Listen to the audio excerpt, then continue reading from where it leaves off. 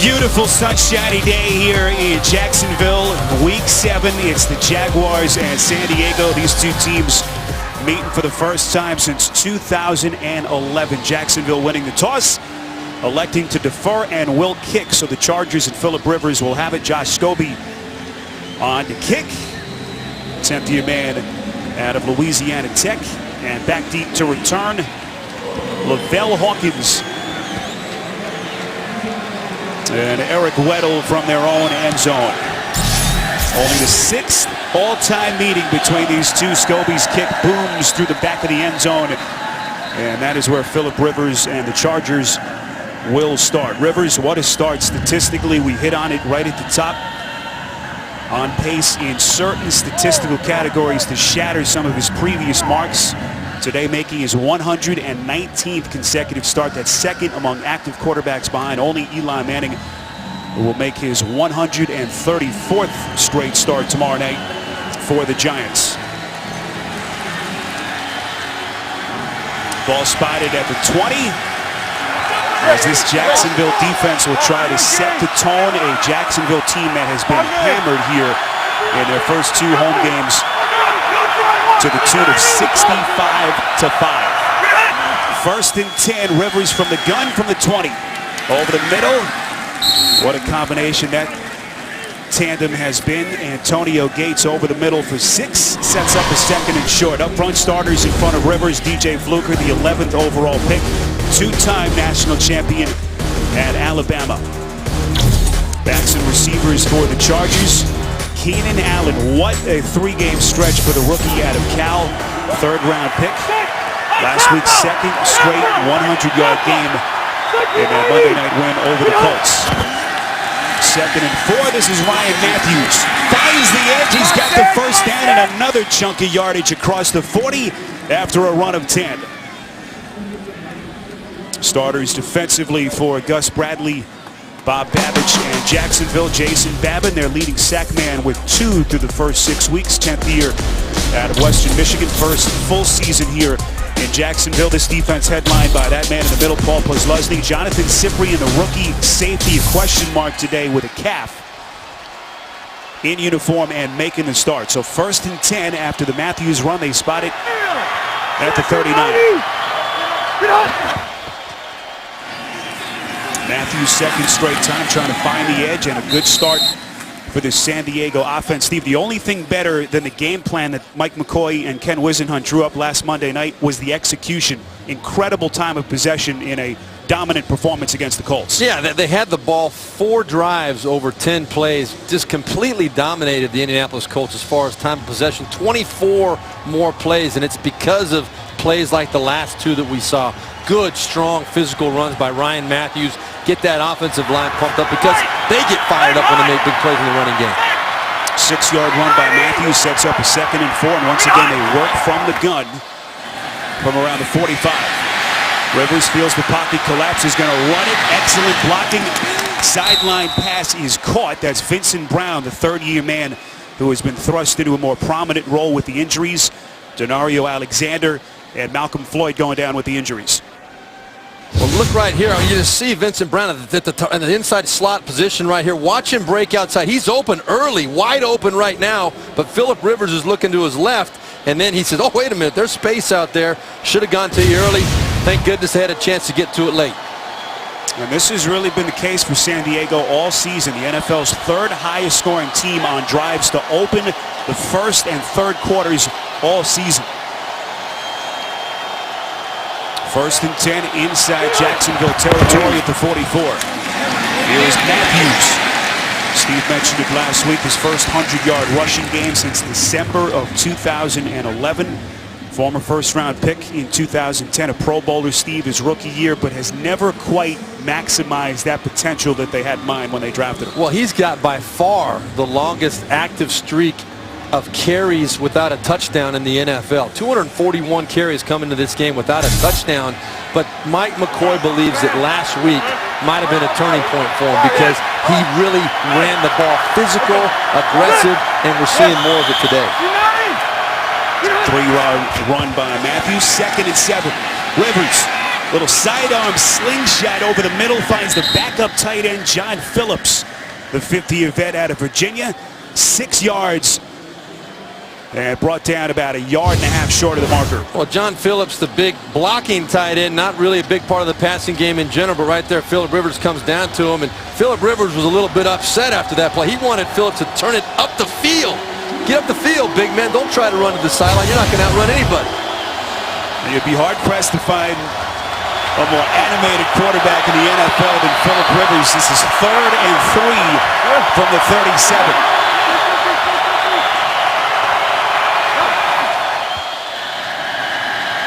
Rivers over the middle, first down inside the 25-yard line as Rivers and this offense churning out yardage here at the start. That time to Ladarius Green, the 3rd-string tight end. You're going to see Ladarius Green come across the field, and this is showing the versatility of this offense. Mike McCoy wanting to spread the ball around. If they're going to try and focus on Antonio Gates, Ladarius Green, only his 4th catch of the year, but coming into that play right there, he was averaging almost 25 yards a catch. This guy can get up the field and make plays. This is 1st and 10 inside the 25-yard line. San Diego keeps it on the ground. It's Matthews again for 1 yard. The other reason Rivers seems to think he's had more success this year, Steve, they've gone to that kind of no-huddle, no-hurry offense as Rivers has gotten it out a lot quicker. And last week we saw Rivers as more of a game manager than he's been the last couple of years. Well, you can tell it's not an up-tempo. What it is, it gets people out of the huddle. It lets Phillip Rivers look at the defense so he can analyze and decide where the best matchup on the field is. 2nd and 8. And keep it on the ground. Again, that's Danny Woodhead, the 60-year man. First season here with San Diego. Tackle made by Tyson Alu. And what a start for Danny Woodhead, one of the new faces in Ken Wisenhunt's offense. 3 touchdowns, Steve, over the last 3 weeks. I love this guy as a football player. That's exactly what he is. He's a football player. And people in San Diego have already fallen in love with this kid. But what he does, you'll see him flexed out in the slot receiver position. You'll see him outside one-on-one. First team timeout, San Diego. San Diego see it's something they didn't like, burning an early timeout, driving on CBS.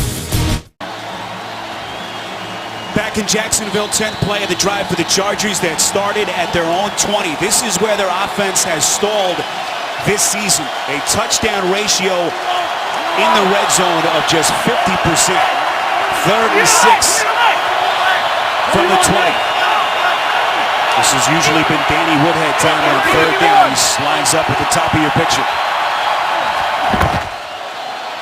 Rivers over the middle, bobbling catch by the tight end Gates, and a San Diego first down after a pickup of 7. But every team, every quarterback has their go-to guy. You see right here, Phillip Rivers is looking Antonio Gates all the way. He knows exactly what they're going to do on the same page every single time. Look at that double whammy on Phillip Rivers right there. I'll tell you, San Diego better figure that out because nobody can withhold that kind of pressure all day long. Getting hit by 2 of those big boys at the same time, that will take a toll.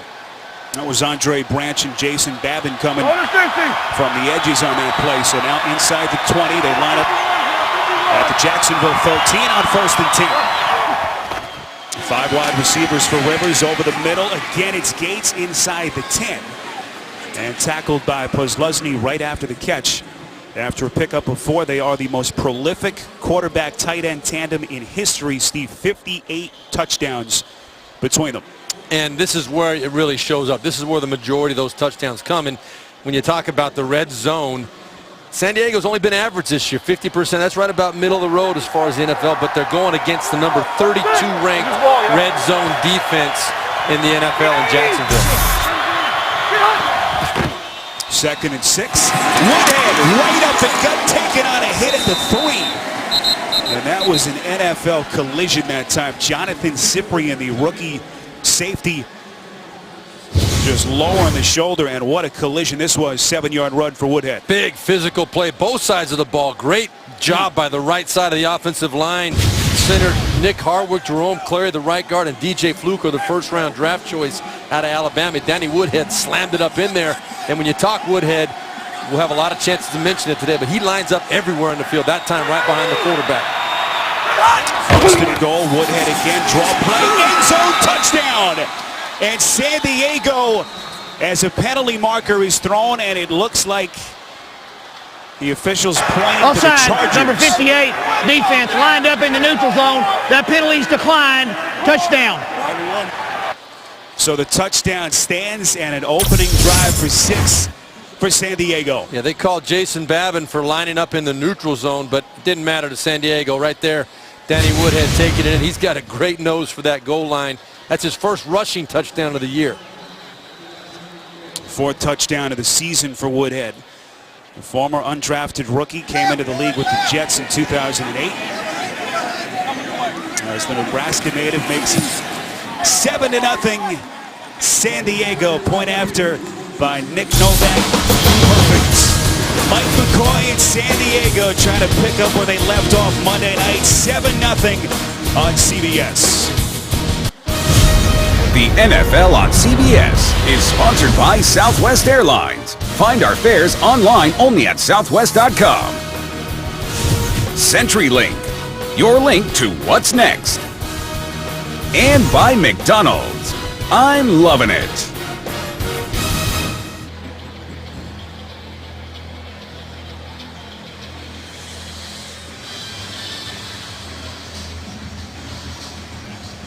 Back with you from Jacksonville. You see the Chargers scoring drive. What a roll this San Diego offense is on. Time of possession Steve hit on last Monday night. Nearly 39 minutes in the victory over Indianapolis. And Steve, they start here with an 80-play drive, 80-yard drive, 13 plays. As the kickoff by Novak, fielded by Jordan Todman. A little space up the sideline across the 25 and brought down at about the 27. Chad Henne in Jacksonville will try to answer when we come back here watching the NFL on CBS. Fantasy football fans, check out CBSSports.com. Play a challenge. It's a new 4-week game with a cash prize in every league. See rules and sign up at CBSSports.com/challenge. So Phillip Rivers and San Diego making their first statement, and now Chad Henne, whose wife gave birth to the couple's first child this week, his wife Brittany, giving birth to their son Chase, 6 pounds 10 ounces. See what he's done, making second straight start for the injured Blaine Gabbert. Gabbert out with that hamstring tweak that he sustained a couple of weeks ago in St. Louis. First and 10, they fake the end around. Henne airing it out down the middle of the field. It's incomplete. So Steve Jed Fish, their first-year offensive coordinator, a little trickery on their first play. Well, they had a chance to make a big play. I think if they would have been able to block Kendall Reyes, number 91, coming up, getting pressure on Chad Henne right there coming out of the gates, he might have had a chance to hold that ball a little longer. He paid the price big time. It's a big man coming with a full head of steam. Intended receiver was Shorts, who was question mark today. Here's Maurice Jones-Drew. A lot of real estate across the 35, close to the first down marker. He's got it. Run of 11 and a Jacksonville first down.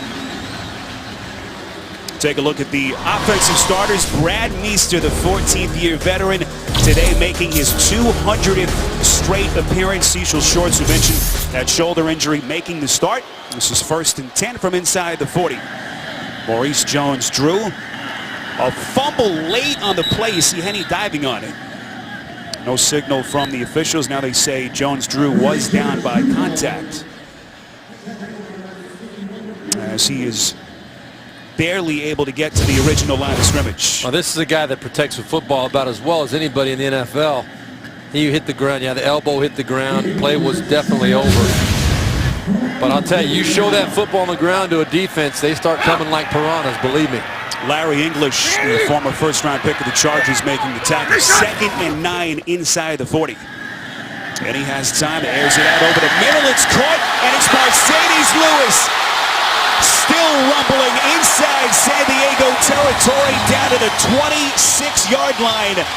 32 yards and a huge Jacksonville first down. Well, this is Mercedes Lewis' first time back since injuring his calf. He's missed every game this year. We talked about it in the open, what a significance this was going to be for this offense, both in the running game and in the passing game. He's 6'7", a huge target, working the middle of the field for Chad Henne. Henny, little screen pass to Shorts on the sideline. Shorts has some room, stepped out of bounds. Looks like they'll mark it down at around the 24-yard line after a pickup of 5. Defensive starters for San Diego: Corey Leggett headlining the front. Linebackers, Manti Te'o in. He will be the man calling the signals. Donald Butler out a second straight game with a groin pull.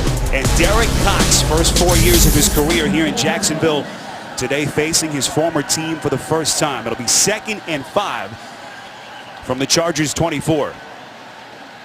Maurice Jones-Drew lines up in the eye in front of his fullback, Will Tal-Fall. This is Henny. Faking and going down. Buried in the backfield by Legion. And Henny never had a chance as they dump him for a loss of 9. That was Corey Leggett, like you said, along with Torek Williams. This was a screen pass going to Maurice Jones-Drew, and he was wide open. But Chad Henne could not see him through the mass of Corey Leggett right there. But I think Jacksonville had a good shot at getting that screen play off. If he could have just gotten that ball over the top to Maurice Jones-Drew, that might have been a nice gainer. Ends up being a bad play for him instead. Justin Forsett, the 60-year running back, comes in on 3rd and 14. Henny again pressured and going backwards. And the Chargers defense answering with back-to-back sacks. Jaleel Adai, the rookie out of Central Michigan, getting there first. Well, you see Justin Blackmon right there kind of blanketed. They had coverage over the top from a safety, too, so he wasn't going to be a factor. I think Chad Henne and Jacksonville expect to see that quite a bit today. But one thing that Jedd Fisch has got to be concerned about is the pressure that San Diego's been able to generate on this first drive. That was something they were able to manufacture last week against Andrew Luck in Indianapolis as well. Well, this is an offensive front for Jacksonville that has had a couple of changes. I mentioned Luke Joeckel, their 2nd overall pick. That broken ankle in St. Louis a couple of weeks back. And right now they're down 7-0 first quarter to San Diego. The NFL on CBS is sponsored by Verizon. Powerful answers. And by USAA, proudly serving the financial needs of current and former military members and their families. Beautiful Sunday afternoon, back with you here in Jacksonville. Cecil Shorts getting some instruction on that Jacksonville sideline. 7-0 Chargers as Philip Rivers and company back onto the field. 1st and 10 from the 20. Rivers over the middle, wide open is the rookie Keenan Allen. Major defensive breakdown for Jacksonville as Allen burns him for 26 and a Chargers first down. Here's Keenan Allen right here. Watch, you're going to get a clear out inside by Vincent Brown, and Keenan Allen's going to come across the middle. Look what the play action does to Ryan Matthews right there. Holds the linebackers in the hole. Philip Rivers is throwing that ball into. Massive. Great play design. All of it works together. You get that run game established. All of a sudden, there's holes in the middle of the field. So they spotted just out past the 45. Rivers so far still pitching a perfect game. 7 of 7. This is Matthews running towards the outside. Late marker thrown behind the line of scrimmage. As we move inside of 3 minutes. Number 66, offense. 10-yard penalty. Still first down. That's Jerome Clary, the 7th-year veteran out of Kansas State, on the penalty. Well, there's Keenan Allen, a young man who told us yesterday in our chat with San Diego that he was awful. Said he was terrible, Steve, in the preseason, but he has come out of nowhere these last 3 weeks. You see his numbers last week against the Colts, 2nd straight game of 100-plus yards receiving, and they have needed him out of necessity. We mentioned the injuries to Alexander and Malcolm Floyd. And what a chemistry there has been between the rookie Allen and Rivers. So after the penalty to Jeremy Clary, it's 1st and 20. And a marker thrown from the top of your picture. Jason Babbitt and Philip Rivers having a little chat. Yeah, Philip Rivers will give you an earful. Full start, number 13, offense, 5-yard penalty, still first down. That was Keenan Allen on the jumping off side. But that's one of the things that kind of endears Philip Rivers to his teammates. And Mike McCoy talked about the leadership ability this guy has. You know, he's not afraid to stir it up and let you know what's on his mind. And sometimes you got to be careful, though. It might draw a penalty or draw a little extra aggression from the defender.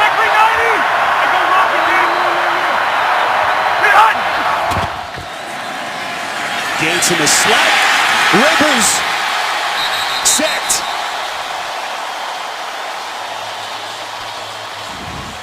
Everyone coming up the gut for the Chargers send Derek Marks. First-year man here in Jacksonville, getting there first. Well, you talked to Gus Bradley. First guy he brings up on his defense is Derek Marks, and the numbers don't show up stat-wise, but he has been a force in the middle. We got a player down on the field for San Diego. Looks like King Dunlap, a 60-year tackle out of Auburn, is the man that the Chargers trainers are looking at. Timeout, 7-0 San Diego. Stay with us. King Dunlap, the blindside protector. Phillip Rivers has to walk off on his own power, but very gingerly. Steve, that could be a huge loss if he's unable to come back. Yeah, this is a team that already has lost several starting offensive linemen. Chad Reinhardt, they only have 7 active offensive linemen today. If King Dunlap can't come back, they're really thin. Mike Remmers into the game at tackle at least for the moment. On second down and long, they've already lost 24 yards in the drive with a couple of penalties. That time Andre Branch with a crunching hit after a pickup of only a yard. Ronnie Brown on his first carry. Let's get the penalty. Unsportsmanlike conduct, number 99, defense. After the play is over, 15 yards, automatic first down. That is a huge penalty against Derek Marks.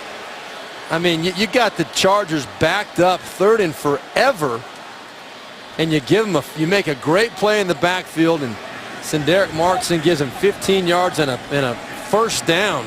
You're going to see it right here. He's going to come right. That's the taunting penalty. And you see kind of the way in your picture. And Steve, they had a critical 3rd down defensive penalty last week in Denver. I think that is, unless there was something else going on that pile, I think that is a very marginal call. So instead of 3rd and 20 plus, 1st and 10 after the defensive penalty. Here's Woodhead creeping through the line of scrimmage across the 40 after a pickup of 4. We send you to New York and an update with James Brown. Defense helping the Bears. We've had defensive scores early, and Peanut Tillman's going to have the 10th interception of the year for Chicago. It's going to lead to this 2-yard Matt Forte run as they take a 10-3 lead early in the first quarter. Spiro and Steve.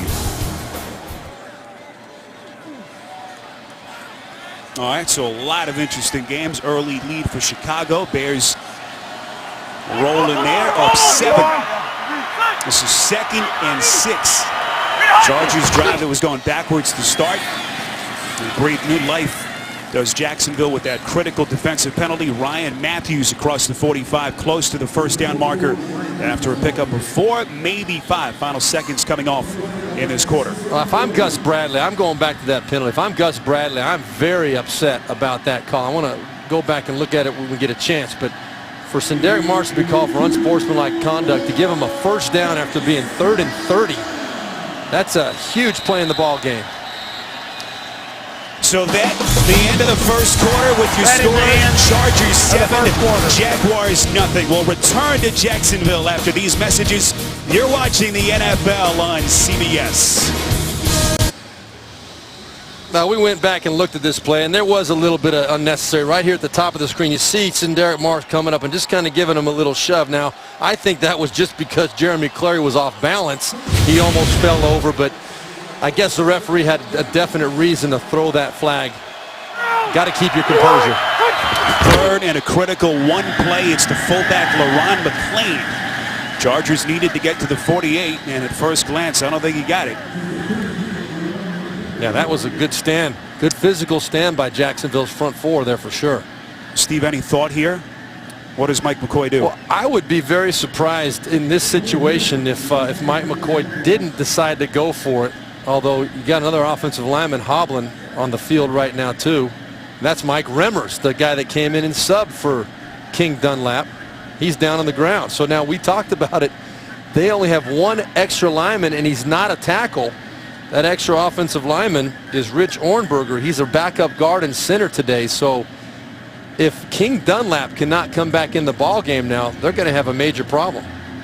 So a favorable spot, and it looks as though they do have the first down, and they get it by about 3 inches. But now the obvious concern at that left tackle position, King Dunlap, the starter, had to hobble off a moment ago, and now his replacement, Remmers, is having that left ankle looked at.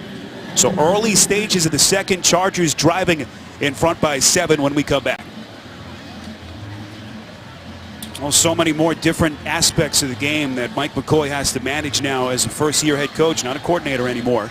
And now major concerns with the Chargers offensive line. Already down a starter coming into today's game. No Chad Reinhardt. King Dunlap, Steve, their starting left tackle, leaving the game a couple of minutes ago. And now Mike Remmers, his replacement, being carted off the field. Yeah, and everybody's concerned for San Diego, but the two most concerned, Mike McCoy and, of course, Phillip Rivers. But what this is going to do to their offensive line now, it's going to move DJ Fluker, the first-round draft choice, who's their starting right tackle, over to left tackle.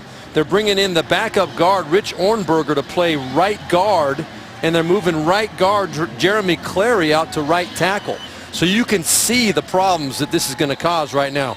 Losing 2 offensive linemen always is a killer, but losing 2 left tackles is a disaster offensively. So they're going to have their work cut out for them to keep Phillip Rivers up and get this running game going. An offensive line that, despite all the injuries, has allowed just 10 sacks all season long. 1st and 10. Matthews a burst inside Jacksonville territory. Big first down run to the 40 as he churns out 13 yards. Well, so far so good for this makeshift offensive line. Just a trap play on the inside, right up the middle, and shoot. Ryan Matthews, he'll take that hole every single time. Great job by the guys up front, giving him that nice seam to hit it up in there. You see Matthews' numbers at the top of your screen, over 40 yards on 6 carries. As they line up inside the 40. Matthews to the edge. Cuts back, taking on Leslie. Hard collision at the 35. We send you back to New York, get an update. James Brown and Bill Cowher. Patriots make Geno pay. Yeah, the 4th defensive return for a touchdown already just today.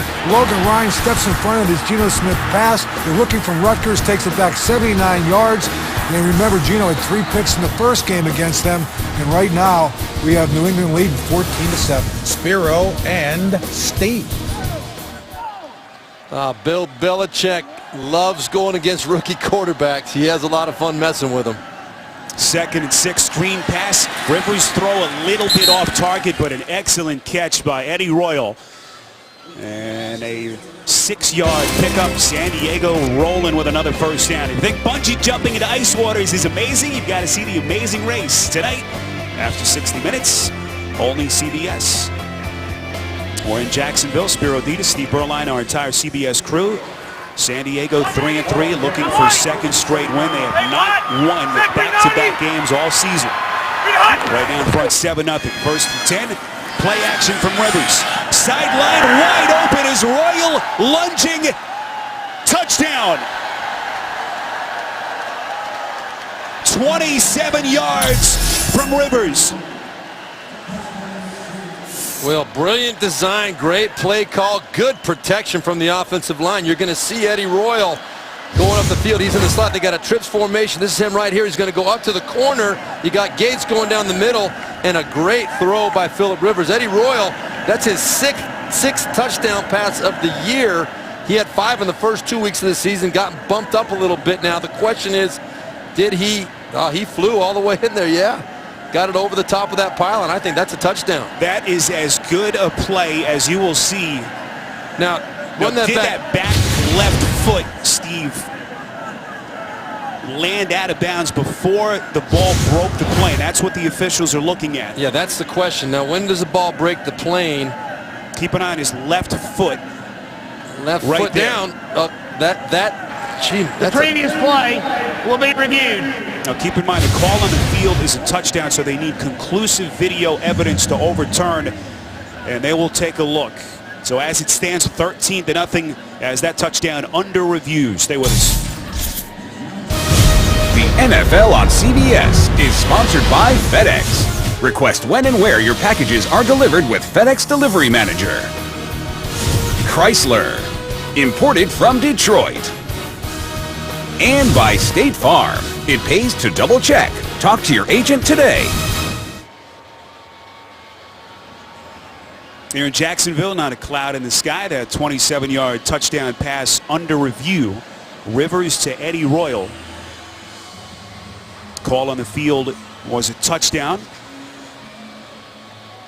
After reviewing the play, the ruling on the field is confirmed. Touchdown. Again, you need that conclusive video evidence, Stephen. They felt like they didn't have it. Yeah, it's so bang when his foot hits the ground and when he crosses that plane to the goal line. That's a tough call. I think it's the right call to not overturn that. And the machine-like precision, Steve, from Phillip Rivers continues. Told you about his numbers last Monday night against the Colts. Rivers so far 9 of 9, 107 yards, and a 27-yard touchdown to Royal. Oh, great. Just brilliantly executed the first 2 drives of this ball game by Phillip Rivers. Flags, whistles, whistle play dead there. False start, 61.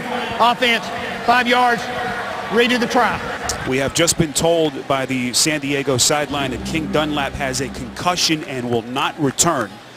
Still no word on his replacement, Mike Remmers, who went down a couple of plays later with what appeared to be a left ankle injury. But so far, they just keep churning out yardage and points. That's exactly right. Good sign as far as that goes, but it doesn't seem like either one of those guys will be coming back today, most likely. Novak on for the point after. And what a start for San Diego. That defensive penalty looming large on Jacksonville. 2-touchdown lead for the Chargers. Oh, Phillip Rivers, the 10-year gunslinger, a couple of 80-yard touchdown drives to start. And what a day it's been. He's just continuing his high level of play. Coming into the game, over 72% completion, by far a career high. And Spiro, he only needs 262 yards passing a day to reach 30,000 yards for his career. And that would be, if he were to do it today in his 123rd game, he would be the 5th fastest player in the history of the NFL to reach 30,000 yards. So quite an accomplishment. What a career he's had to this point, and seriously rejuvenated this year. Novak to kick. Todman about 9 yards deep in his own end zone, and it will be a touchback. So Rivers, we mentioned 9 of 9, Steve. He has completed to 6 different receivers. And again, he has had incredible statistical seasons over the years. You see his numbers so far today. But considering the injuries, his top 2 receivers, Denario Alexander, the ACL, Malcolm Floyd, the neck injury, both out for the season. Considering that, the 2 guys out, what he has done has been remarkable. Truly is. And you cannot say enough good things about him. You got to give a lot of credit to Mike McCoy as well. He refers to Phillip Rivers as special. He's got a lot of confidence in him and lets him just play the game.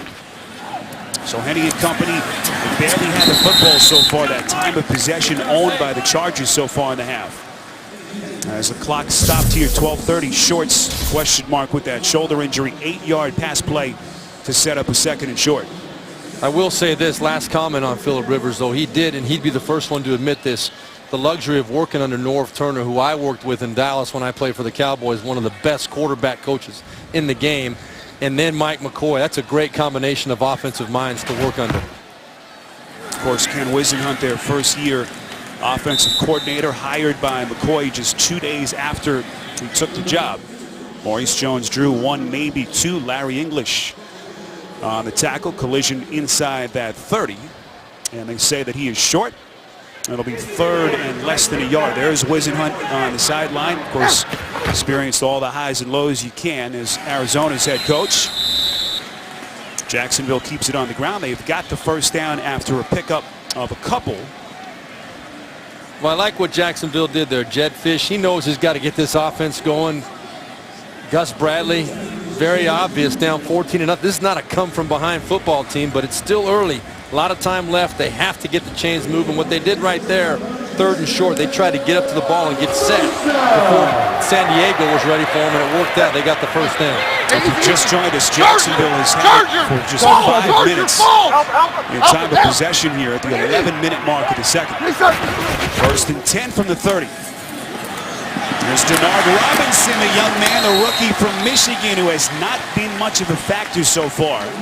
Lowers his shoulder across the 35 to the 40, a pickup of 9. It'll be second and short. This is a great confidence builder for Denard Robinson. He has not had many chances to make plays in the running game. He's a converted quarterback, and they say catching the ball hasn't come natural for him yet, but they want him involved. That's a big play for his confidence. Cheyenne True! Hey!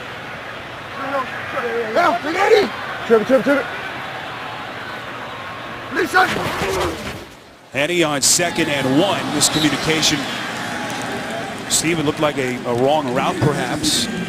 Shorts was turning middle, and Henny threw it to the sideline. It'll be 3rd and short.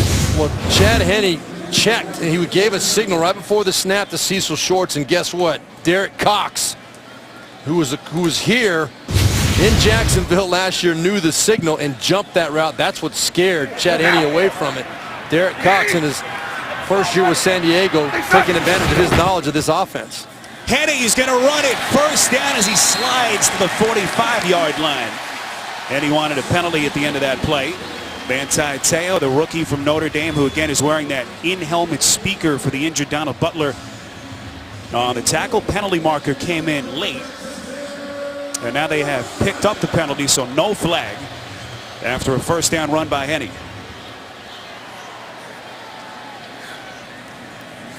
Henny throwing sideline. Once again finding Shorts.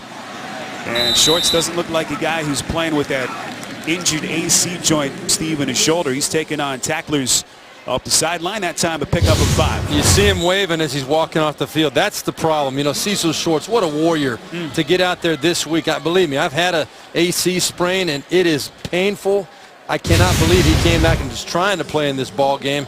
But what a gutsy effort on his part, but already having problems with it. Spoke too soon. It's that right shoulder that he sustained last Sunday in Denver. 2nd and 5. Here's Blackman. Quiet so far, right at the marker. As he's run out of bounds inside San Diego territory. Blackman has the first down after a pickup of 6. The Blackman, last 2 weeks, as we said, as Cecil Shorts comes back in the field, last 2 weeks led the NFL, and Manti Te'o, quoting his coach, called Justin Blackman a game breaker, or game wrecker, excuse me. So they're going to be aware of where he is. It's going to be hard for Jacksonville to find ways to get him the ball. Jacksonville drive started at the 20. Jones-Drew on his screen pass, so those short intermediate throws right now working for the Chargers. Jones-Drew run out of bounds by Cox after a run of 8. Well, yeah, you can see the effect of having multiple weapons on the field for really the first time this year. Having Mercedes Lewis, Justin Blackman, Cecil Shorts, Maurice Jones-Drew, Denard Robinson. This is an offense with Chad Henne in direction that is really showing some signs of life. Little run play on 2nd down and short. Needed to get to about the 36. So there's Blackman. Steve suspended the first 4 games, violating the NFL substance abuse program. They say he has been a changed man here. We know statistically he has been incredible the last couple of weeks. But everyone you talk to, Chad Henne, Gus Bradley, there was a concern in how he would come through the suspension. Boy, is he ever. As Henne lunges for the first down, needed only a couple of inches. It doesn't look like he got the spot, though, Spiro. The way that the referees are coming in from the side, he might be a little bit short. And that was, in my opinion, unless Gus Bradley knows he's going to go for it on 4th down, 3rd and a full yard is a tough call for a quarterback sneak. Steve, what do you do? Well, I think you're the Jaguars. You're 0-6. You're at home. I think you've got to go for it in this situation. They will bring out the chains crew. You saw Maurice Jones-Drew kind of limp off the field. And it looks as though they will be half a yard short. Well, here's another look at the replay. As Gus Bradley tries to decide what to do here. You see Jones-Drew gets leg whipped, it looked like, at the end of that play. That left ankle. That is not good. That's the last thing Maurice Jones-Drew needed, and the Jaguars. This guy working so hard to come back from that Liz Frank injury that kept him out all of except 4 games last year. 60 is an eligible receiver. Number 60 is eligible. So you hope it's nothing significant. Here we're going to have Jacksonville going for it on 4th down. So Bradley will roll the dice. Why not? Down 14-0. Will Taufo, the fullback in front of Todman. Todman has the first down and a lot more inside the 30. So the aggression by Bradley pays off. Todman, the young man out of Connecticut, 7 yards and a Jacksonville first down. Well, nobody had any doubt where this ball was going. The problem is if the defense, like the Chargers right there, they overcommit to the run. If they get past the first level, great job of blocking by the Jacksonville offensive line. There's a seam. All of a sudden, you're up on the safety. So that was a good open field tackle by San Diego. Jones-Drew back in. Todman, the former Charger. 6th round pick of San Diego back in 2011. Henny on 1st and 10. Set. 3rd time the Chargers have gotten to him. It's the linebacker Thomas Kaiser, the 3rd-year man from Stanford, dumping him for a loss of 7. Wow, geez, I love the call by Jed Fish. First down, going, taking a shot at a big play, but man, you got to be able to sense that pressure coming up. I think the pocket was pretty good. Chad Henne, you'd like him to step up underneath that. It's a lot of pressure on his left tackle, Cameron Bradfield. He was trying to run Kaiser by Chad Henne. Got to have a little sense of stepping up in that pocket to get that throw off. Kaiser signed from the practice squad a couple of seasons in Carolina. 5th and a half career sack. Henne to the sideline, has his man Shorts.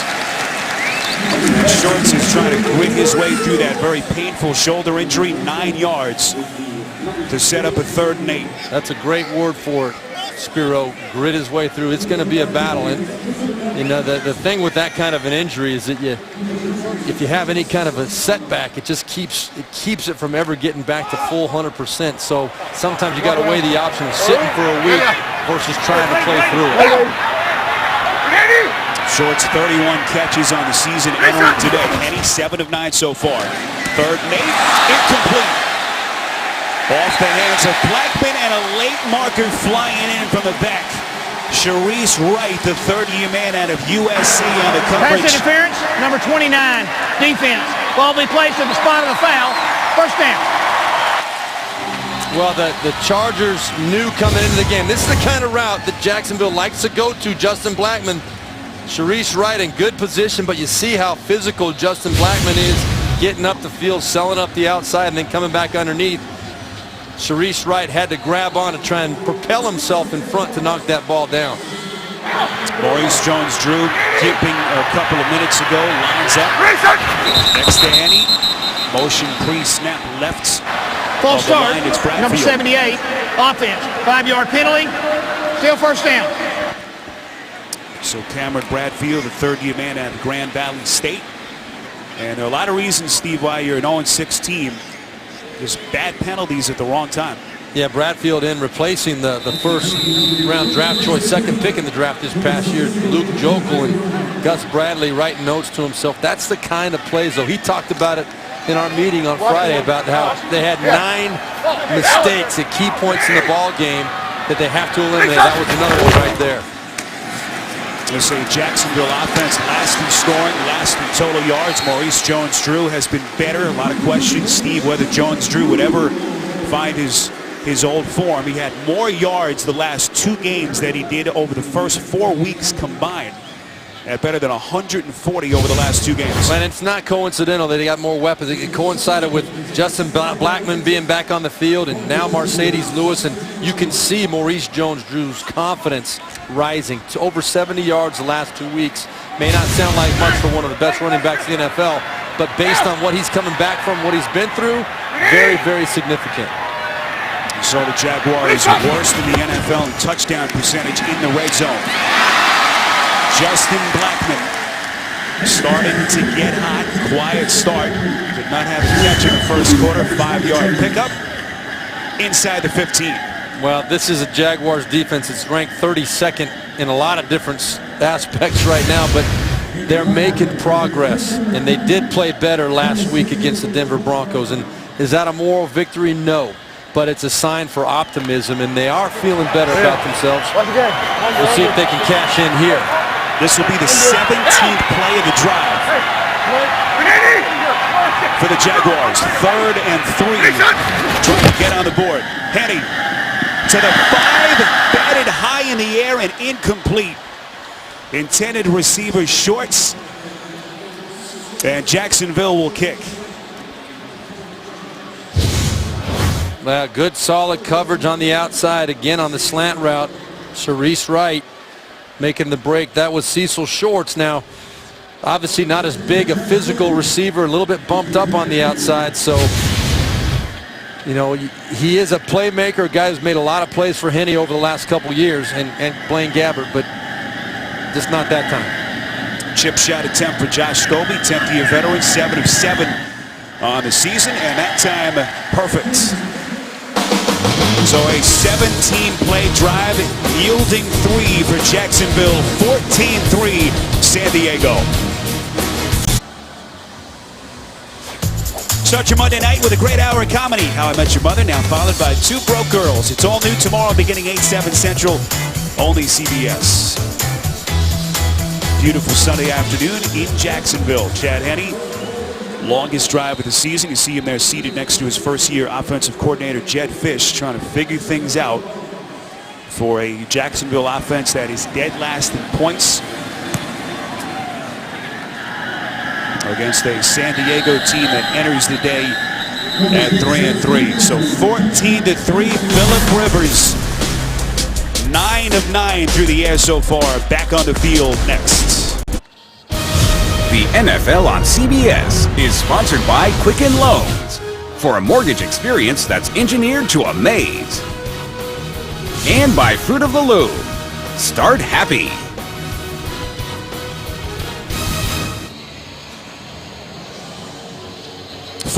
You scored. Chargers onto the field for their third offensive drive. They've scored on a couple of 80-yard drives, one 13 plays, the other 10. As Phillip Rivers will line up from the gun, 1st and 10 from the 20.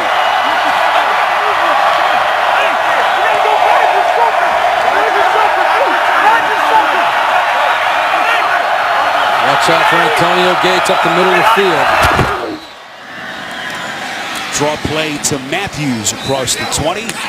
And a pickup of 4. So Phillip Rivers, 9 for 9 through the air, we told you. On pins and needles a little bit, Steve. His wife Tiffany expecting the birth of their 7th child at any moment. She was expecting maybe last weekend, so getting a little antsy in the Rivers household. And 7 kids.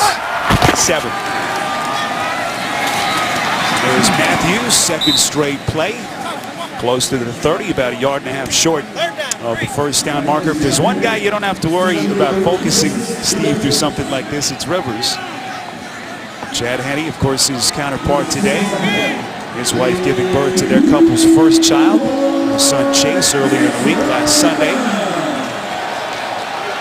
So 3rd and 1 play. Can this Jacksonville defense get off the field as the Chargers spotted at the 28?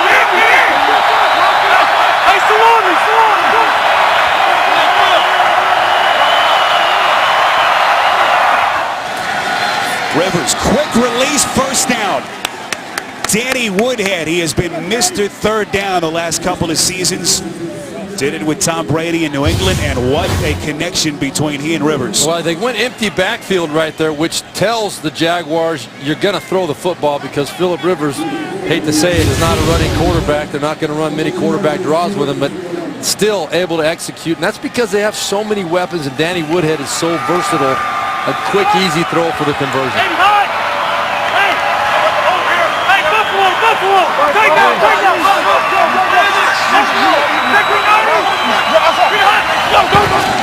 1st and 10, draw play. Rivers giving to Woodhead. Steve, what a combination it's been. Mike McCoy, offensive coordinator last couple of years in Denver. There, Ken Whisenhunt, his coordinator here. Whisenhunt, all that experience in Arizona. One thing McCoy told us yesterday that he really takes pride in with this offense with the Chargers is that they adapt week in and week out based on who the defense is. Yes, and they have so much mind power between Ken Whisenhunt and Mike McCoy. Gus Bradley described it as a passing game more like Denver, where Mike McCoy came from Peyton Manning, and a run game from Arizona, but then everything really ends up being a blend. Rivers out of the shotgun, 2nd and 9. Busy 1st half for Gates. As Rivers still pitching a perfect game so far. 10 of 10, he's over 111 yards. And for Gates his 4th reception for 24. So tack one more on for Rivers. As we reach the 2-minute warning in Jacksonville, 14-3, you're watching the NFL on CBS. Back with you in Jacksonville, final 2 minutes of the first half. Philip Rivers and company with the football. They line up from the 40 in a critical 3rd and 3. You see what they've done so far. Perfect on 3rd down. Danny Woodhead back onto the field, lining up next to Rivers.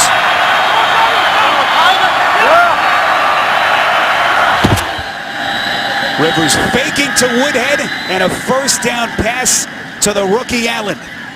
Sliding catch at the 45.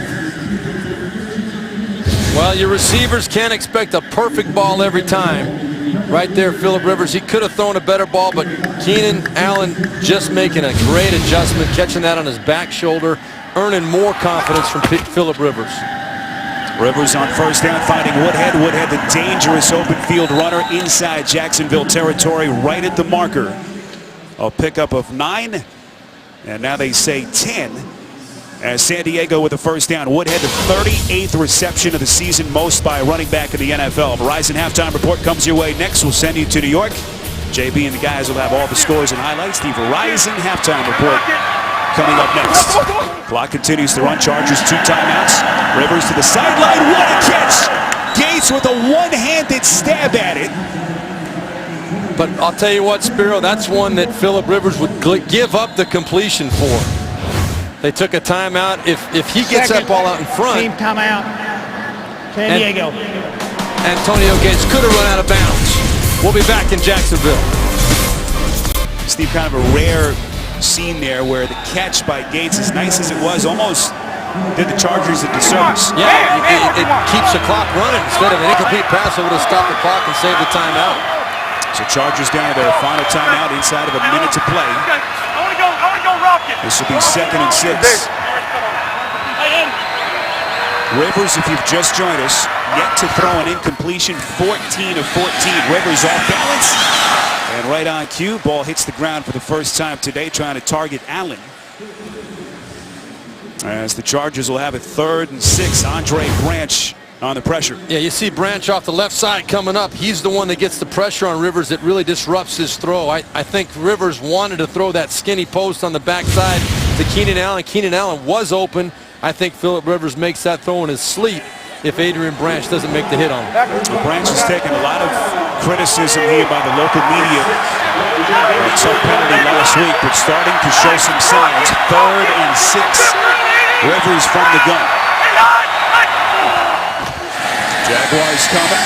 Rivers over the middle, sliding catch by Allen, still going to the 10, to the 5, and finally brought down on a touchdown saving tackle by the linebacker Geno Hayes. Oh, what a brilliant catch by Keenan Allen. Let's see if he brings this thing clean. It might be reviewed. You might get a challenge on that. Chargers quickly get to the line, a run of play. They don't replay it. No challenge flag as Woodhead is stood up just short of the goal line. Gus Bradley was running down the sideline trying to call a timeout before that snap. And final team timeout. San Diego. That's what 30-second timeout. That's what the people are booing about, Jax. Gus Bradley was running frantically down the sideline trying to call a timeout before that snap, but the referees were too far away. They could not see him or hear him. Gus Bradley wanted a chance to have some time to decide if he wanted to review that play. It's too late. That's a huge turning point. It's too late now. That play did count. And you can see him mouthing the words, "I called timeout," jawing at one of the referees on the sideline. So a 36-yard pass play, Rivers to Allen. And San Diego knocking on the door again with a chance to go to a 21-3 lead. Yeah, it doesn't matter, and he is 100% right. Steve, you're out of timeouts here for the Chargers. What do? Well, you got to throw. What do you got? You have 19 seconds.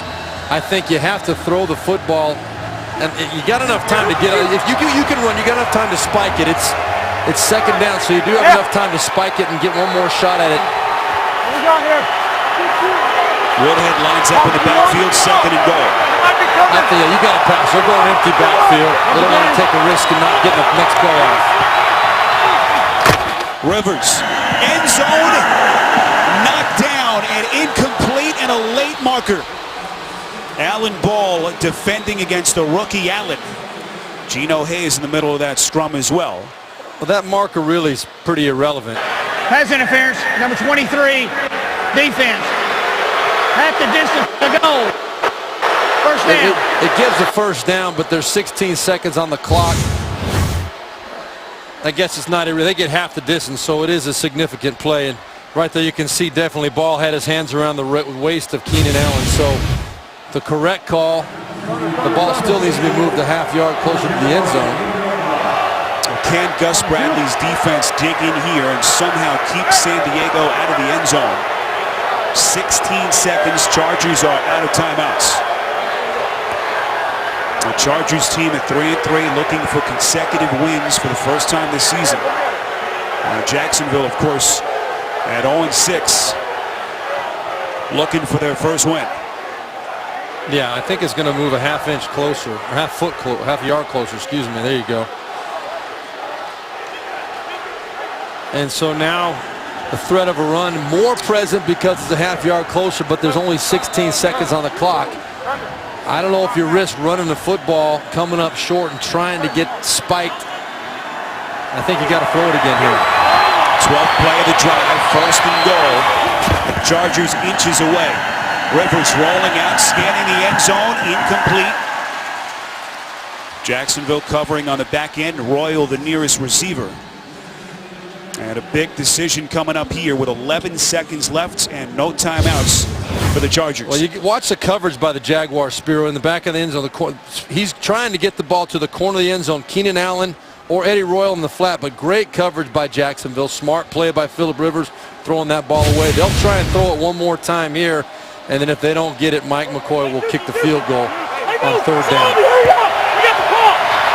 You see Rivers telling his players to hurry up, play clock running down. Second and goal. Inside the one. Rivers to the end zone, incomplete. And what a hit.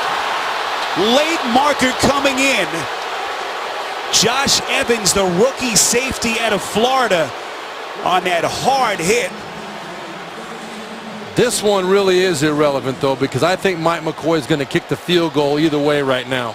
Well, that was a second down play, so they'll have one more here. There is only 7 seconds, depending on if they want to take a chance. Personal foul, unnecessary roughness, number 24, defense hit to the head, half the distance to the goal. First down. So it was Will Blackman on the hit. Steve, what'd you think? Well, but I think it was the right call. You had 2 flags, but the question is Mike McCoy willing to roll the dice and try and run one more play? 7 seconds left. Got to be a quick one. Phillip Rivers holds that ball at all. Now, he's a veteran quarterback. You don't expect him to make a mistake. But it doesn't matter because they're going to throw the ball on this play no matter what. So I like the aggressive play by Jacksonville. Officially, it was Evans on the penalty.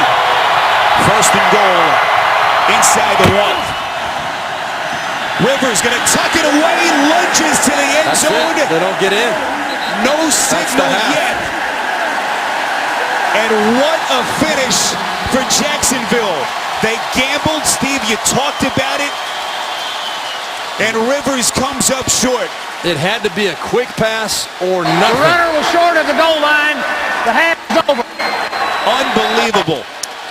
Well, you know, it's going to be debated one way or the other, especially if it becomes a factor in San Diego not winning the ball game. You could see Phillip Rivers was down before that ball crossed the goal line. Well, no one would ever call Phillip Rivers conservative. The Jacksonville defense digging in and holding their ground. End of the first half, San Diego 14, Jacksonville 3. Will be reviewed. We will keep it here. They will review, so we will keep it here for a moment. Players from both teams are already halfway into the locker room. And they're setting up for the halftime show here. It's the correct call because it was close enough. It definitely warrants a review. It's inside of 2 minutes, so those plays are automatically reviewed, especially with a potential scoring play. Well, on a day and a half where Rivers, Steve, has been nearly perfect. 15 of 17 for a $172 and a touchdown. That's a decision that could be second-guessed if Jacksonville somehow comes back and wins this game as they continue to look at the replay. So there's a lot of factors here, Spear. Where does the knee hit? Where's the ball when the knee or the elbow hit the ground? We're going to get a chance to look at this. And you tell me what you think here. Let's watch his knees. What's the first part of his body to hit the ground? The knee is down right there. Go back just a little bit. We'll see. The knee is down right there. You can see the ball is definitely not crossed the goal line. That was the correct call. And, you know, I don't know who to fault there. After reviewing the play, the ruling on the field is confirmed. The runner was short. The half is over. Excellent look by our fantastic CBS crew. End of one half, 14-3. You're watching the NFL on CBS. The Verizon Halftime Report is next.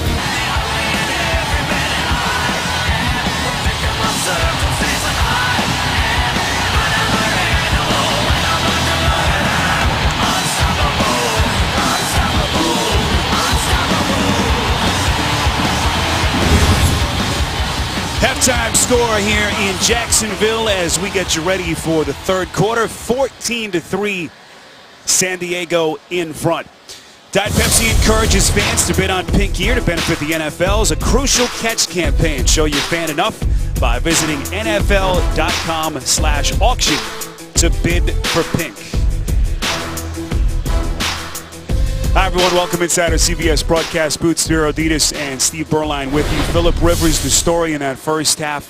Nearly perfect, Steve. Just 2 incomplete passes, but the excitement for San Diego tempered a little bit as Rivers was stuffed on that final play of the half. Oh, the first half could not have gone any better for San Diego or Phillip Rivers. As you said, a nearly flawless first half got just marred at the very end.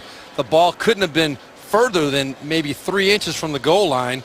And Mike McCoy makes a decision to try and get one more play in before kicking a field goal. And we talked about it before it happened. We talked about the risk of something bad happening. It's maybe a 1 in 100 opportunity for something like this to happen, but guess what? It happened.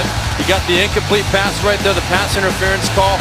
The real question was, and this was great defense on all of these plays by Jacksonville, another penalty right there, but again, it really didn't affect anything. The last question was, do you go for it on first down and try and get one play and then kick a field goal if you don't make it? Jacksonville stood up. Phillip Rivers held short of the goal line. San Diego comes out of it with no points. That is a shame. That could be a huge factor in this ball game, and it'll be questioned if it is a factor in this ball game. Jacksonville to receive as we are underway in the second half from Jacksonville. 14-3 your score. Chargers 3-3 entering the day. Jaguars, of course, looking for their first win at 0-6. As we take a look, Steve, at the first half numbers, time of possession really one-sided at the end of the first, but Jacksonville starting to close the gap. Well, the whole first half was pretty much one-sided for San Diego. There were some signs of life out of Jacksonville, but they had to settle for the field goal instead of getting a touchdown deep in San Diego territory. But fortunately for them, it's only a 14-3 ball game. A lot of football left. Henny from the gun turns, gives to Jones-Drew at 23 yards rushing in that first half. He left the game momentarily with what appeared to be a left ankle sprain. Looked like it could have been, Steve, a lot worse than it was. That run of 7 sets up a 2nd and short. Well, very, very lucky for Jacksonville to see him back on the field, because that is the kind of injury that could end up setting a guy out for a little bit of time. But Maurice Jones-Drew bounced back. Henny again from the shotgun, same exact play as they move the chains, and a late marker coming in behind the line of scrimmage after Jones-Drew picked up 4 and a first down. Personal foul, grasping the face mask, number 65, offense. 15-yard penalty, still 2nd down. That's the left guard, Will Rackley, the 30-year player out of Lehigh. And again, these penalties as at the worst possible time for Jacksonville. That's absolutely terrible. That's a huge penalty. You see the first half possessions for Jacksonville, only 2 of them, but a huge penalty by Will Rackley at the end of the play, right there, grabbing the face mask right in here, and that's inexcusable. You had 3rd and short, now you got 2nd and 15.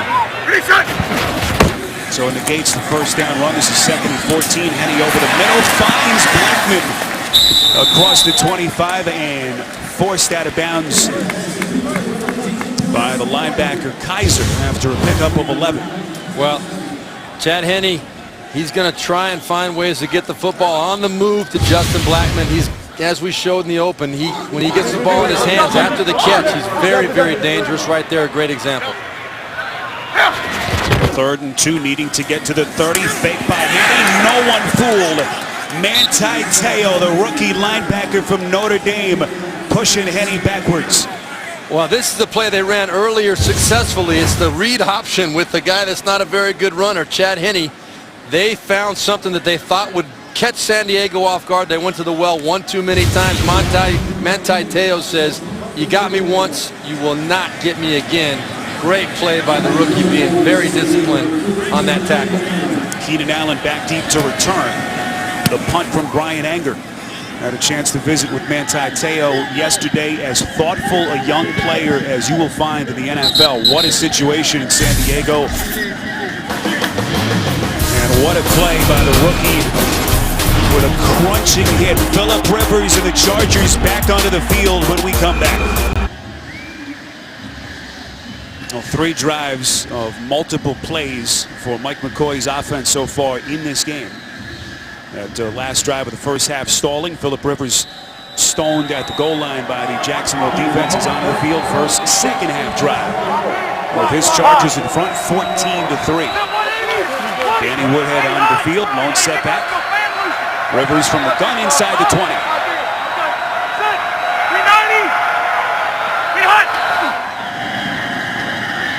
Rivers has time, throwing to the near side. He has his man, Ladarius Green, with his 2nd reception. Huge first down pickup across the 45, a pickup of 26. Well, you see the brilliance of Phillip Rivers here. Watch his eyes. He looks left. He tries to pull the safety to the left, and that creates the space for Ladarius Green. It's the little things that the established, proven quarterbacks do. He knew right away he was going to try and throw that ball to Ladarius Green, because you can't make that throw late. But his eyes didn't get over there until right when he let go of the football. Great play. Draw play. This is Ronnie Brown's 2nd carry of the day inside Jacksonville territory. Well, the defense bailed him out, Steve, with that hold at the end of the first half. But at some point, San Diego is going to get closer again. Well, they got to make a stop, though. I mean, before they get down to the goal line, Jacksonville's defense, their offense only had the ball 2 times in the first half, because Phillip Rivers and the San Diego offense did exactly the same thing last week against Indianapolis. They're doing it again today. Timber! 2nd and 1. Brown again, first down. Inside the 45, tackled at the 41. After a pickup of 4 yards. We talked about what a great chemistry there's been between Rivers and McCoy. Had a chance to visit with McCoy yesterday. 41-year-old head coach, 2nd youngest in Chargers history, behind only Al Saunders, who was 39 as the Chargers head coach in 1986. And McCoy told us flat out, the fact that Rivers was here, a bona fide star quarterback, made his decision to take the San Diego job a whole lot easier. As Rivers gets to Matthews around the edge, ducks inside the 40, and brought down at around the Jacksonville 36. And despite the 500 record, Steve, there's a feeling that maybe San Diego could be a much better team than people had initially expected. Well, they've got a lot of weapons, and the key, as we pointed out throughout the game, is these young receivers stepping up. Ryan Matthews getting confidence, running the ball last week. They beat a very good, respected Indianapolis team last week soundly. That's great for your confidence. Clock continues to run inside of 11 minutes to play. This is 2nd and 5. Markers coming in from the bottom of your screen. Looks like a false start against the Chargers. False start, number 66, offense. 5-yard penalty, still first down. It's Jeremy Clary Just had to bounce around the offensive front. If you just joined us, King Dunlap, their starter left tackle, went out with a concussion. His day is over. Yeah, you saw Clary right there, right tackle, jumping. Phillip Rivers hard count. He's one of the best at it in the league. Tries to keep the defense honest, but your offensive linemen have got to be on the same page too. Just come down and stay there. Run, run, run, run! Gates in motion on 2nd and 10.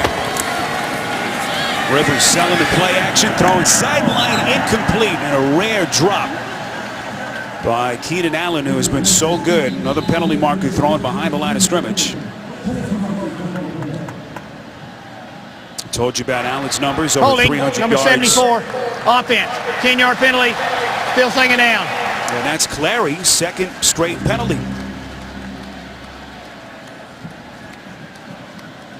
I think they might have actually got Rich Ornberger on it. That's number 74 right here. You see him right there in the middle of the screen, tackling Jason Babin.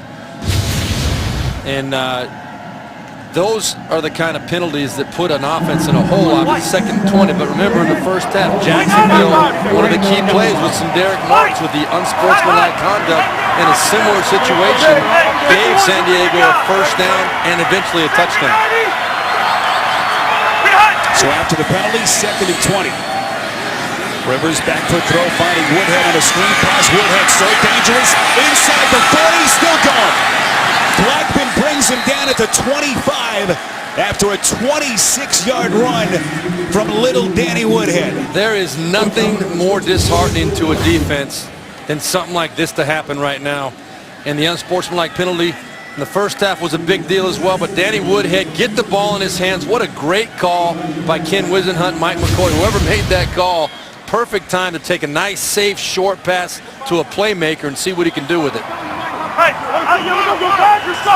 You see what Woodhead has done. 40 yards, 3 catches today. That one sets up a 1st and 10 from the 25. Draw play to Matthews, makes the first guy miss. Hayes, Matthews a first down run.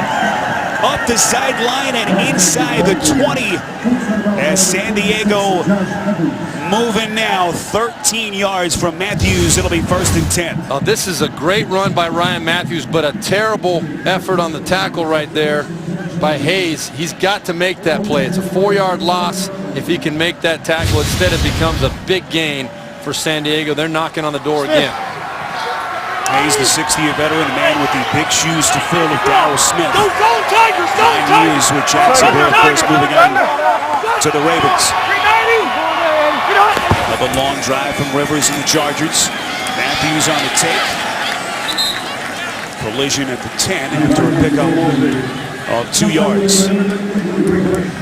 Clock continues to run, under 9 minutes to play in this 3rd quarter. A San Diego team that is looking for consecutive wins for the first time.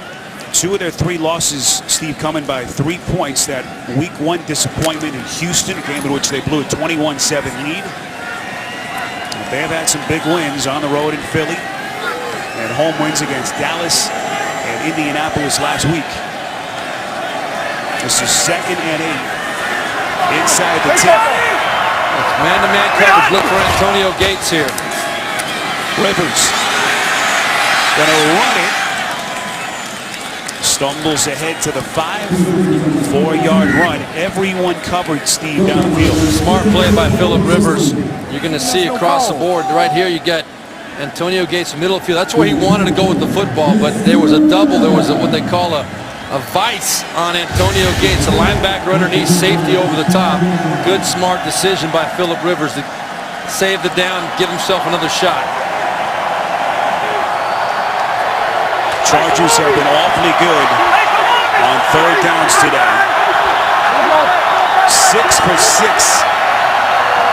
Here they need to get to the 1 on 3rd and 4. Rivers, little shuffle pass. Gates, after that first collision, lunging forward. Looks like the football came loose late. No signal from the officials. And there was no whistle either. That ball must have popped out. Well, who's got it at the bottom of the pile? Gates, the 255-pound tight end, and the Chargers thought they had it. No signal from the officials. Jonathan Cyprien comes out of the scrum with it. And it looks as though it will be San Diego football, so they will retain and send out the field goal unit. And we'll see. What a great play by Gino Hayes. You're going to see this is a shovel pass to Antonio Gates. Gino Hayes makes up for the bad one with a good initial hit right there. And is that ball? Well, that thing wasn't from that vantage popping point, out. it looked like it came loose, and the challenge marker has been thrown by Gus Bradley, who tried to get one out there late in the first half on that Keenan Allen reception. Yeah, he definitely wanted that one in the first half, at least a timeout, and he lost out on that deal. He challenged right here. That red flag went out on the field, so it's clear what he wants. Call on the field is Chargers ball. Jacksonville is challenging the ruling on the field that the runner was down. And Steve, I'll tell you what, from that first replay, it looked like that ball had come loose. So 14-3, they'll look at it at a critical juncture midway through the third. The NFL on CBS is sponsored by Southwest Airlines. Find our fares online only at southwest.com. Nationwide Insurance. Nationwide is on your side. And by Kelley Blue Book. Everything you need to make a smart new car decision is at kbb.com.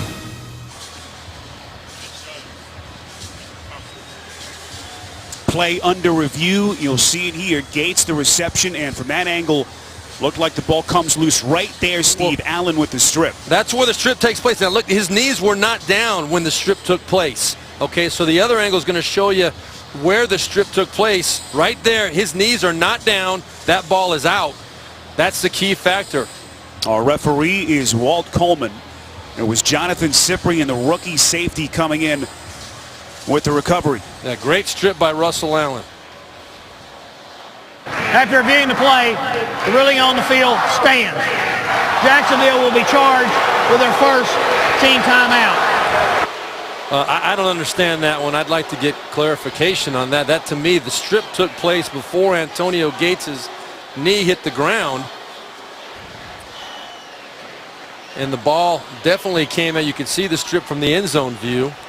We'll try to get a better explanation from the replay booth up here. From our vantage point, it looked like it was clearly out. And remember, it's got to be inconclusive, but I thought that was pretty good, conclusive evidence that that was definitely a fumble. So a 20-yard field goal attempt by Novak. He was perfect on the chip shot. So San Diego retaining possession.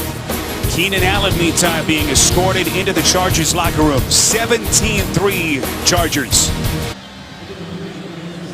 4 possessions today for the Chargers. All 4 have resulted in a score as Novak punches in a 20-yard field goal. And the explanation we have been given from the instant replay booth is that, Steve, there was no clear recovery. The ball was out before Gates' knees hit the turf, but no clear recovery. And so San Diego retained possession and boots in the field goal. Todman muffs the kick out of bounds, and a touchback. Jaguars will have it at the 20. See why millions of fans have followed Person of Interest to its new night and time. Don't miss a new episode Tuesday night, 10/9 Central, only CBS. Antonio Gates, a guy, Steve, who never fumbles. Just a couple since 2003. Well, I disagree with that call still anyway. Clear recovery, I understand that's part of the rule, but right away Jacksonville is claiming they had the football. Cyprien came out with the football. I agree. I'm with you. 1st and 10. Henne over the middle finds Jones-Drew across the 30. Jacksonville has hurt themselves with a lot of costly penalties today, but they just haven't been very lucky either. They have not been lucky. And you can take it a step further and you say, well, okay, it was ruled that he was down. So it's got to be shown clearly that San Diego did not come up with a football. Well, what a tough break for Jacksonville. 17-3, San Diego in front. Can Henne and this offense generate anything? Over the middle, they find it. The intended receiver is Mike Brown. Big first down pass play. 44 yards to the air. Brown with his first reception of the afternoon. Well, set up by the nice play action to Maurice Jones-Drew. Big hole in the middle of the field. Great timing for the call from Jed Fish. Mike Brown, a young receiver that Jacksonville feels very, very fortunate to have, stepping up, establishing himself. They're really starting to gain a lot of confidence in him. Big play for Jacksonville. Henny on first down. Sideline throw finding Shorts. So Mike Brown returning last week from that very dangerous lower back injury. Broke a vertebrae in his lower back in the opener here against Kansas City. Signed last season as an undrafted rookie. Another converted quarterback as well. Denard Robinson, the more highly touted, but Mike Brown, a quarterback in college as well, Liberty College. 2nd and 5. Henny, another screen pass to the sideline. It's Shorts. Shorts the cut back inside the 10. And it will be 1st and goal for Jacksonville in what is by far their best drive of the day. That time 12 yards through the air. Well, watch the great block right here by Mike Brown where he just made a nice play catching the football. This is a converted quarterback now, by the way. Watch this. Boom.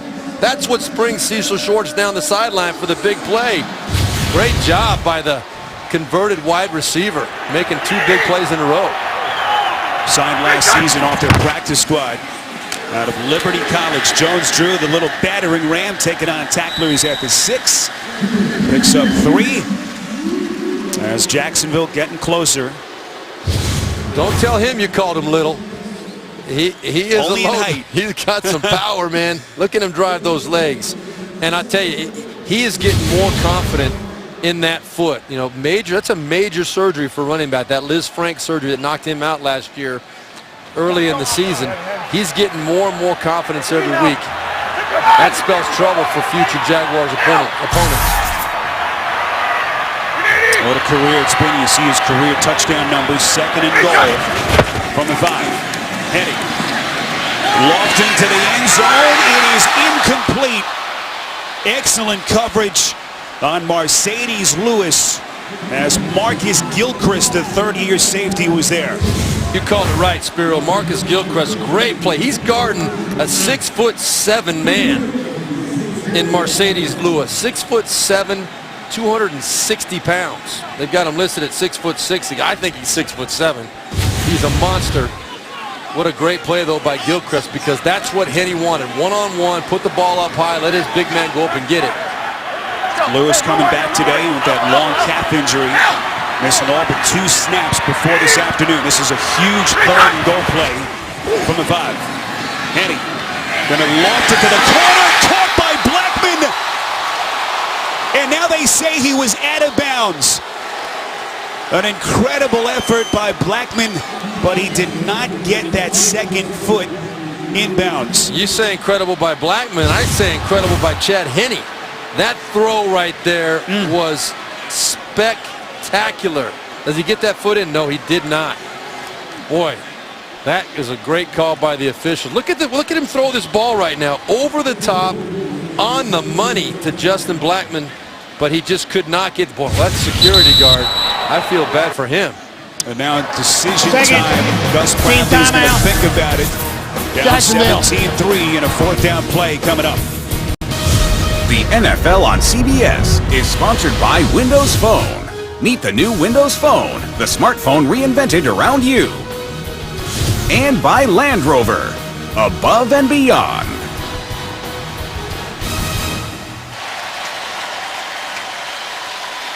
So Gus Bradley will not roll the dice. He'll send out his kicker, Scobie. Steve, what about the decision? You're 0-6. You finally get a deep drive. You're right there. And they're going to send out the kicking unit. No, I don't disagree with the decision, but I'd like to see him go for it. I know it's 4th and 5. He's probably doing the right thing, but a field goal doesn't do much for you here. It's still an 11-point ball game, still a 2-score game.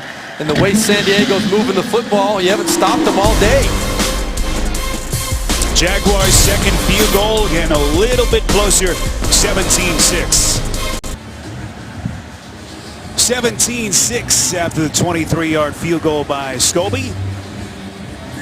As we played late stages 3rd quarter, the drive for Jacksonville, 75 yards, 8 plays in just under 3 minutes. And the decision by Gus Bradley to kick the field goal, did not elect to go for it. It would have been a 4th and 5 from just outside the end zone. This will be fielded by Lavelle Hawkins, trying to cut back across the middle of the field and gang tackled back around the 10.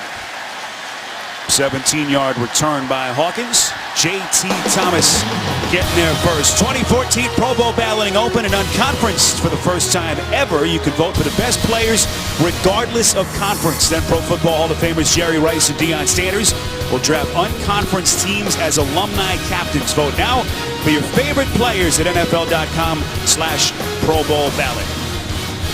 Little tweak to the Pro Bowl coming up. As Phillip Rivers back onto the field, 3:46 to play. We are in Jacksonville, week 7. 17-6. Chargers trying to make it 2 straight wins for the first time this season. Alongside Steve Berline, I'm Spiro Vitas, our entire CBS crew with you. This is 1st and 10 from outside the 15. Rivers slinging it sideline. Allen lost his helmet. The rookie leaving the field, went into the locker room earlier in the quarter. Steve thought he was held. Well, let's see what happened on this play. How does a helmet just come off? It's kind of ripped off. You know, that is not a face mask, but that has got to be some kind of an infraction. I don't know what you'd make a call on there, but you can't rip somebody's helmet off. It was Will Blackman on the coverage, starter since week 2 after the injury to the rookie quarterback Dwayne Gratz on opening day. After the incompletion, 2nd and 10. Rivers stepping up in the pocket. Sidearm delivery completes to the 30-yard line. Vincent Brown, first down hookup, 14 yards. That sidearm delivery, Steve, from Rivers. Yeah, watch him just flick it out of there. Good low throw away from the defenders. The safety was breaking on that ball as well. And a nice, tough catch by Vincent Brown. Going to the ground over the middle, getting him out of their own end zone. That's a big play. Brown missing all of last season with the broken ankle. As Woodhead onto the field, takes the handoff from Rivers across the 30 for a minimal gain of 1. Back to New York and an update with James Brown. Slugfest the Jets are provided. Well, the Jets coming off a defensive interception for a touchdown. They're going to get a sack, a punt return, and Geno Smith 8 yards out, 14 unanswered points, and the Jets take the 24-21 lead late in the 3rd quarter at the Meadowlands. Getting it done with the legs, Spiro and Steve. Well, never a dull moment for the Jets and Geno Smith. Hard team to figure out. That's pretty impressive. Geno Smith bouncing back and taking the lead on New England. Here in Jacksonville, 2nd and 9 for the Chargers. Rivers from the gun.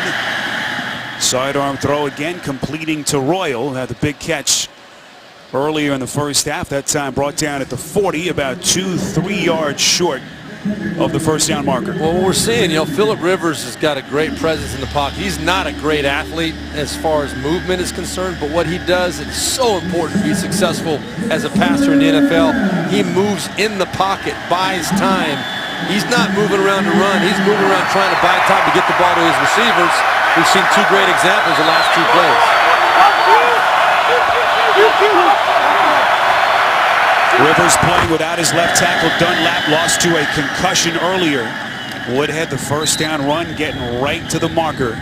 And that is what he has done and made a living on, Steve. The last couple of years, he has been Mr. Third down, first down, Chargers. Well, Mike McCoy told us, you know, he's such a luxury to have because you can tell him to play any position literally on the field except offensive line. Tell him to go out there, call a play. He'll know exactly what to do, and he'll do it well, and he'll produce for you. That's what he does. Well, he's the new Mr. Darren Sproles here in San Diego. And a chance to talk to Woodhead yesterday. Says he's flattered by the comparison. Doesn't dwell on it too much. It has been so effective early in his Chargers stint. Woodhead right on cue, makes the reception. They put him all over the field in the backfield, Steve, in the slot. And split him out that time 8 yards as they approach midfield.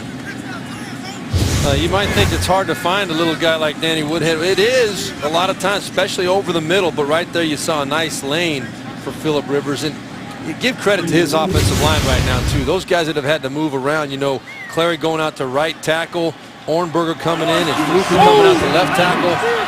Phillip Rivers is pretty clean right now, all things considered. This is 2nd and 3, could be the final play of the quarter. Ryan Matthews inside Jacksonville territory, running downhill to the 40. And they finally mark him down. Jonathan Cyprien, the safety, playing with that calf injury on the tackle after a 12-yard burst from Matthews. End of 3 in Jacksonville, 17-6 Chargers. You're watching the NFL on CBS. Start of the 4th quarter in Jacksonville, Chargers with possession and a 17-6 lead. Chad Henne's been on that sideline a whole lot today. 13 of 18 for $160. Just hasn't had many opportunities as San Diego has owned the time of possession category for his 2nd straight week. And you see Eric Weddle right there. He told us in our meeting yesterday that the best defense is sitting on the bench. That's what this San Diego offense has been doing the last 2 weeks. This is almost a exact reprint of last week's game against Indy. Kept Andrew Luck off the field Monday night in San Diego. Matthews inside the 35. As Matthews approaching 100 yards at his first 100-yard game in 2 years last Monday night. He is now over 90 after a run of 7. Well, how similar is this to last week? Last week the Chargers had 24 first downs to Indianapolis' 12. They ran 24 more plays. Today, San Diego 25 first downs, Jacksonville only 10. 2nd and 3, screen pass to Royal. Royal cuts back across the field, excellent block, springing Royal sideline, inside the 20 to the 10, and finally brought down. Ball comes loose late. Branch has it in the end zone. Waiting for the official signal. It is Jacksonville football, and they'll have it at the 20. What a break for the Jaguars after an incredible play by Royal. We're going to see, though, Spear. This might be reviewed because look at his knees. Recovered in the end zone, and the runner stayed in the end zone. So we have a touchback. First down at the 20. I think this one's going to be overturned. I think he's down by contact before that ball comes out. Automatically reviewable on any score or turnover. And that time clearly looked like Royal was down. Yeah, Mike McCoy will challenge this for sure. Our referee today is Walt Coleman. We've had a couple of reviews. It was Andre Branch on the recovery as they will look at it. And we'll take a break. Early 4th quarter, 17-6. San Diego in front. This play under review. The call on the field was a fumble by Royal, but see, this one clearly looked like Royal was down right there. You can still see, has it. I'm sorry, Spiro. You can see the elbow right there, and you can see the rear end right there, both clearly on the ground before that ball comes out. Cyprien made the nice hit, but down right there. Then the ball comes out. Andre Branch recovered it for Jacksonville in the end zone. Yeah. Jaguars defense already has gone back onto the field. Our referee today, again, is Walt Coleman. And Spiro, Phillip Rivers knows the rules maybe a little better than his head coach. This is funny. Rookie head coach Mike McCoy wants to challenge this. Didn't remember that all turnovers now are automatically reviewed. Phillip Rivers comes over and says, "Hey, don't throw the flag because that's the Jim Schwartz rule." He's like, "Here, pick it back up, pick it back up." Then McCoy says, "No, I don't want to challenge. I don't want to challenge." He knows the Jim Schwartz rule about challenging a play that really is not challengeable. After reviewing the play, the runner was down with possession of the ball at the 3-yard line. It'll be 1st and 10 for San Diego at the 3. San Diego is charged with their first team timeout for throwing their challenge flag on a play that is not reviewable by the coach. Well, they caught him. Mike McCoy didn't get away with it. Rookie head coach. Yeah.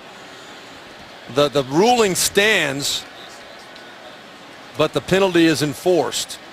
And with that pass play, Steve, how about this accomplishment? Another milestone, 30,000 career passing yards for Phillip Rivers.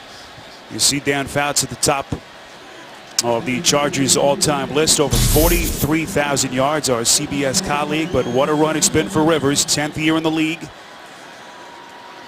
8th year as San Diego's starting quarterback.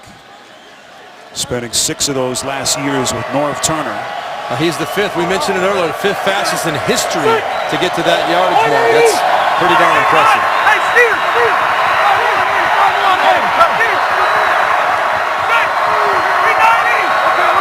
First and goal after San Diego's 26th first down. Matthews, and he's in. 23-6 San Diego as Matthews just powering his way inside.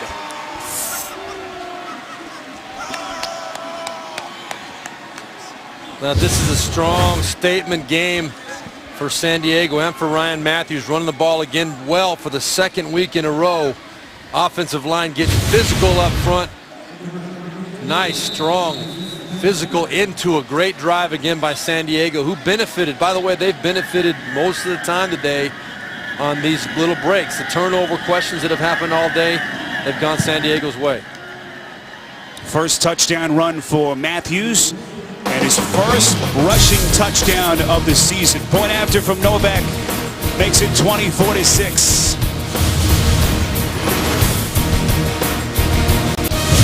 The NFL on CBS is sponsored by Acura. Meet the extremely new 2014 MDX at Acura.com/MDX.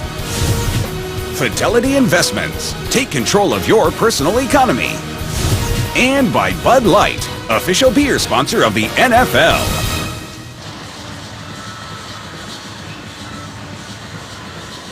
Well, near perfect offensive day for San Diego. In the meantime, Chad Henne and Jacksonville, after that last long drive, stalling inside the 5. They'll get it back down 24-6. One-time Charger. Jordan Todman back deep in his own end zone. And Novak with the boot. Going to be played by Todman. Across the 20 to the 25, out past the 30. And brought down after a return of 33 yards. Get inside the mind of a quarterback. Join Phil Simms, Rich Gannon, our Steve Berline, and Adam Shine on NFL Monday QB. Tomorrow, 6:30 Eastern on CBS Sports Network, the 24-hour home of CBS Sports. A lot of games to break down around the NFL. Looks like Novak is a little bit hobbled after that play. So here is Henne. Stevie had a couple of great throws on that last drive. The potential touchdown to Mercedes Lewis, excellently played by Gilchrist, the Chargers safety. The other throw to Blackman, and Blackman didn't get his second foot in. Henne buried again. Second sack for the linebacker Thomas Kaiser. That's the second time he's run around Cameron Bradfield, but look, Henne, you know, is it his fault? No, it is not his fault that he got sacked on that play, but he needs to understand that his tackle is trying to run that guy by him, so he's got to be able to step up in the pocket. There was no inside pressure. He could have been able to step up and avoid that.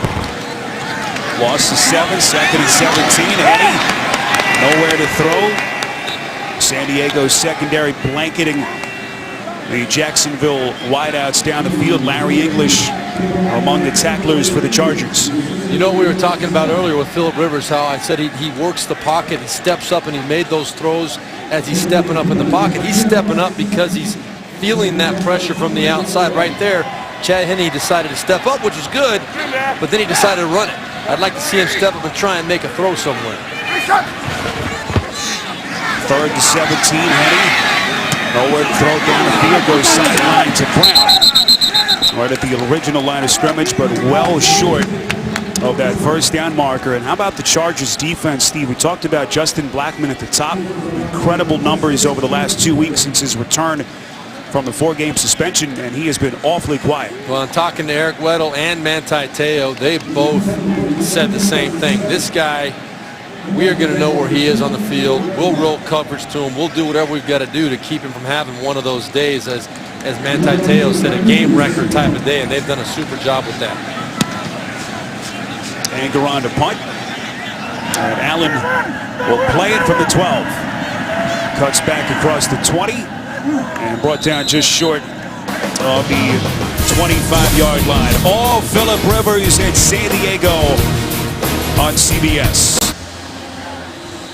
There's John Pagano, the highly respected defensive coordinator for San Diego. Emotional victory last Monday night against his brother Chuck, head coach of Indianapolis. And what a defense Pagano's unit has been. Last 3 weeks, Steve, entering this one today, they had allowed the second fewest yards in the NFL, behind only Houston. 1st and 10, Matthews, big day. Right around the century mark, cutting to the outside across the 25 after a pickup of 3. On that note, Spiro, John Pagano, last week against Indianapolis, he held the Colts to 267 total yards, 2 of 10 on 3rd down. Today, Jacksonville 195 yards total offense to this point, 2 of 8 on 3rd down. That means your defense is getting them off the field. The only scoring plays the last 2 weeks have been 3 field goals by Indy, 2 field goals today. Great defense. You saw the numbers on Matthews' second straight game of 100 yards rushing. He hasn't done it in 2 years. He's done it in the last 2 weeks. This is 2nd down. Matthews again creeping towards the 30. So San Diego, Steve, a lot of time left, barring a miracle comeback by Jacksonville. This is a Chargers team that's going to creep over 500. Obviously a ways behind Kansas City and Denver in that AFC West. But you talk to Mike McCoy, people around this organization, they've gotten through some of the early hiccups, couple of close losses. And here they are now with a chance to finally get over the 500 mark. Yeah, win their 2nd game in a row for the first time this year. And they're on to something. Their style of play is really starting to kick in here. The way they're just, they haven't punted all day today. Rivers 22 of 25, 7 of 8 on 3rd down. His pass deflected at the line of scrimmage, and finally Jacksonville's defense able to get off the field. Yeah, the ball batted down. I don't think Phillip Rivers really had a clear shot to deliver this ball anyway. Batted down. I think that was Derek Marks that got his hand up. But for the first time today, we got a punter on the field for San Diego, Mike Cyphers.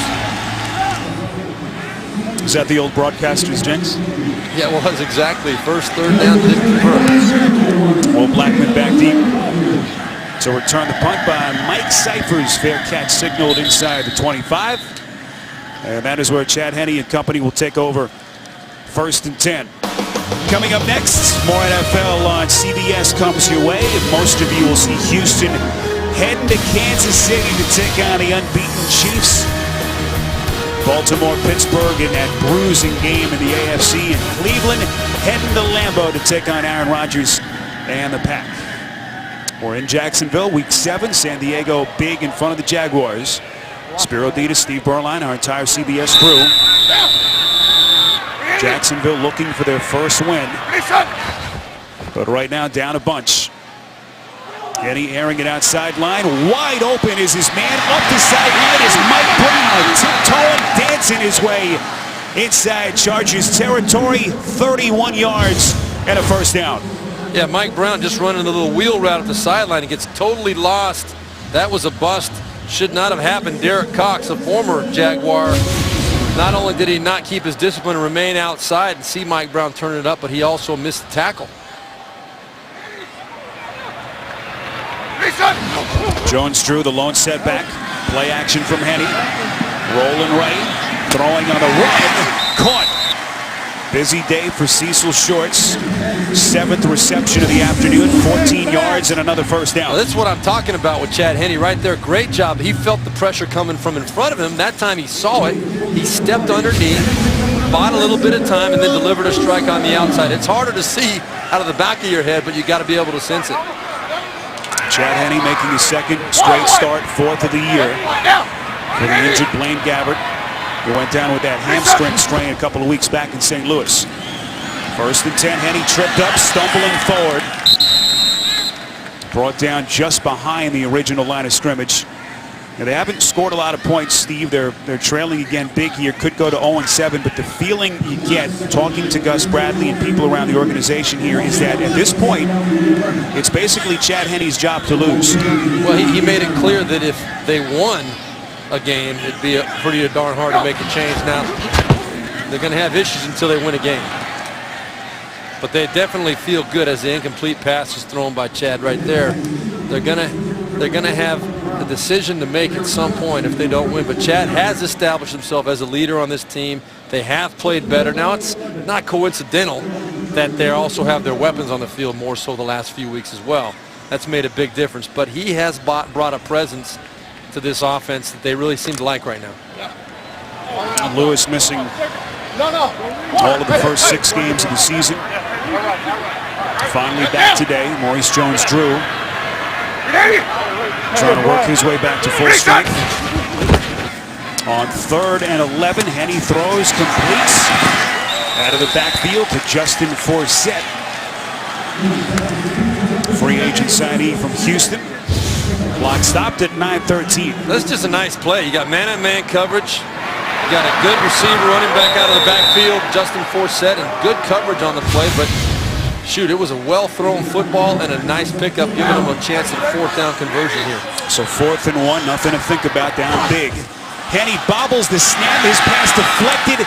It's Kaiser who got a hand on it, and that is the kind of season it's been for Jacksonville. You hit the nail on the head, Spiro. I mean, they got a 4th down conversion opportunity, and they can't get the snap.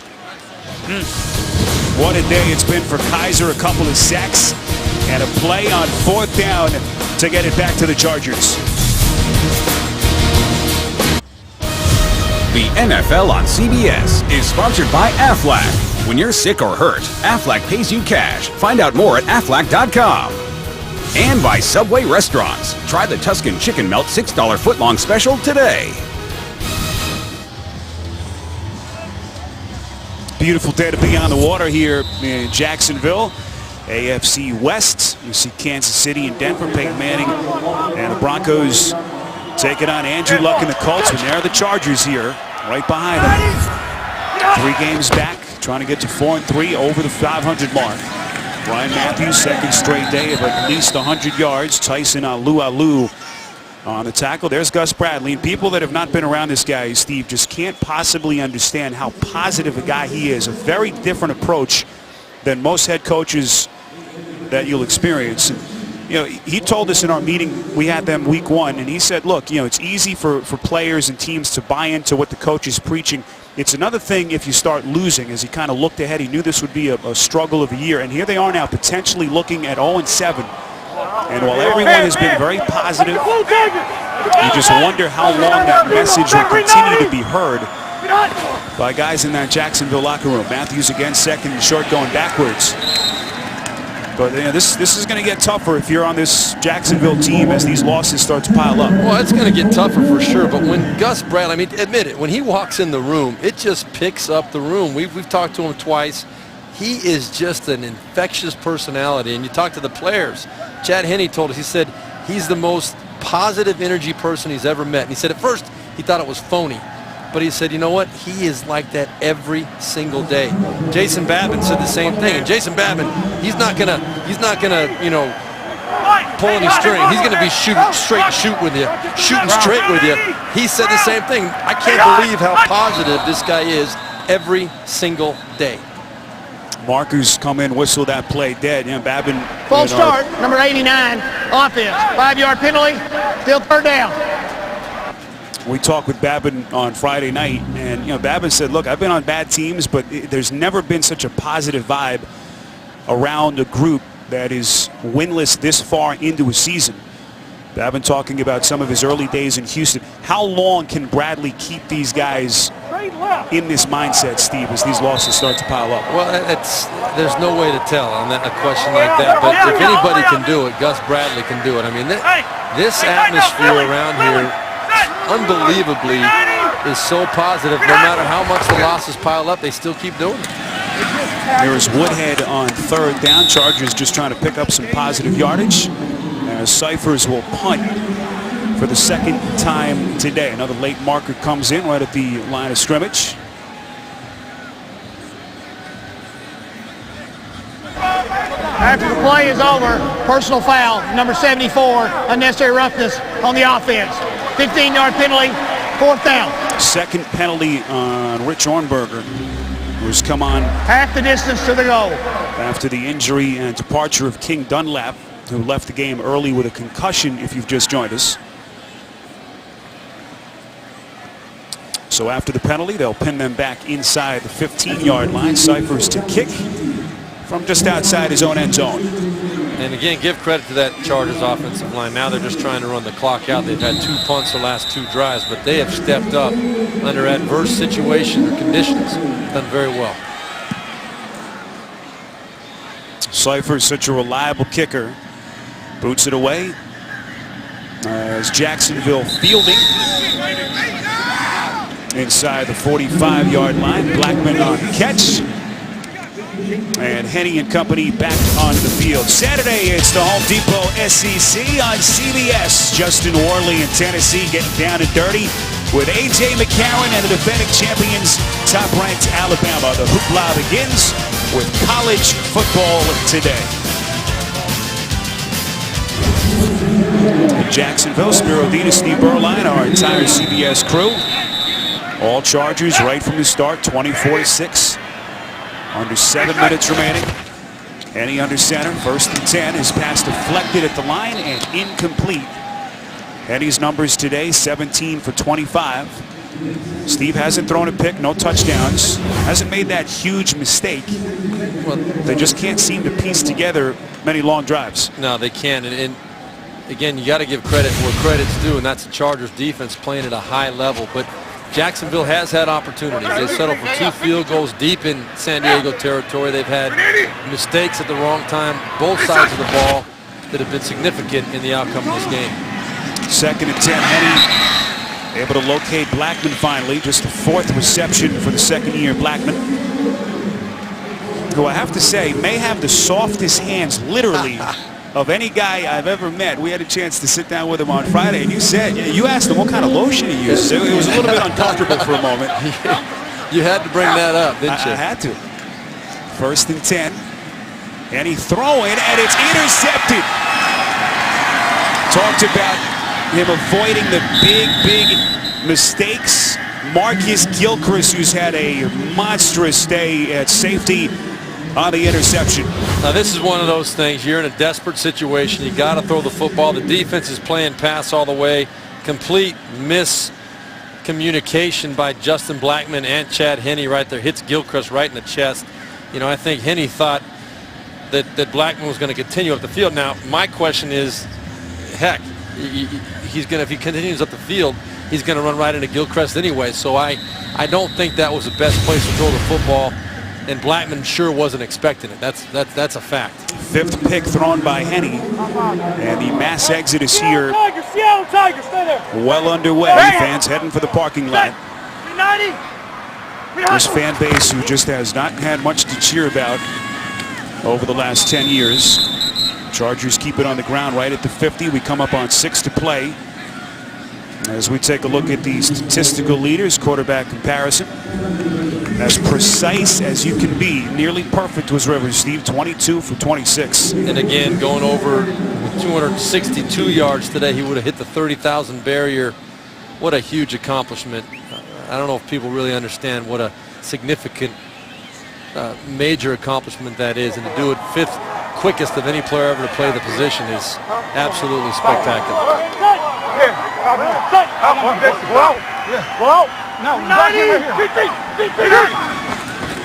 Second and 9. It's the fullback McClain. Now the other thing Mike McCoy said, so much criticism leveled on Phillip Rivers the last couple of years. He said, look, Rivers was the least of San Diego's concerns. It's everyone else that had to play better. And boy, the old gunslinger over the years, as excitable, Steve, and as animated a quarterback as you'll find in the NFL. This is why his teammates have loved playing for him. Not afraid to get down and dirty. I love it. I absolutely love that. It rubs the defense the wrong way once in a while. But I had a little bit of that in me when I played, and I just love the passion. I used to get in those little jawing matches as well, and sometimes your coach, your teammate have to say, hey, listen, man, you don't have to block those guys. Don't upset those guys, because 2nd team timeout. San Diego. Our big guys 30-second timeout. I told you about Rivers' wife, Tiffany, expecting the birth of their 7th child at any moment, but this has been a marriage made in heaven between Rivers and McCoy. There's Ken Wisenhunt. And that's Frank Reich, the back of Frank Reich's head right there, the quarterback coach, old quarterback from Buffalo. Well, here was Rivers' numbers, the combination, the averages over the last couple of years. There was talk that he had regressed, either he was on the downslope of his career, but boy, he is on pace to shatter some of his own statistical numbers 7 weeks into the season. Well, and those numbers aren't bad from 2011, 2012. They just weren't Phillip Rivers. And there's Frank Reich right there. Good buddy of mine, a former Buffalo Bills backup to Jim Kelly for a lot of years. When he had the opportunity to step up in the greatest comeback in the history of the NFL, Buffalo over Houston in the playoffs, he's the one that led that comeback.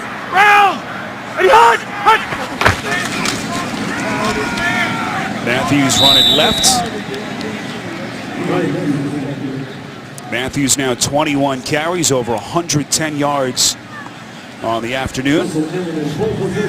Last time Matthews ran for better than 100 yards in consecutive games, you have to go back to 2011, late November through mid-December. He did it 3 straight games.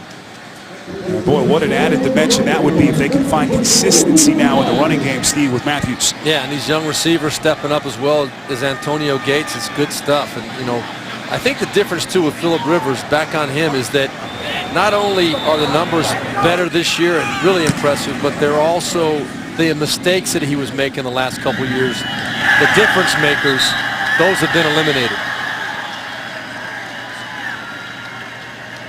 Excellent play on the coverage. Stuckey able to catch that punt from Cyphers. 44-yard kick, and that is Cyphers' specialty inside the 20. Has been one of the best all time. And there, the reaction from Rivers. We've been seeing a lot of that over the last decade. He's into it, man. I just, you can't help but smile.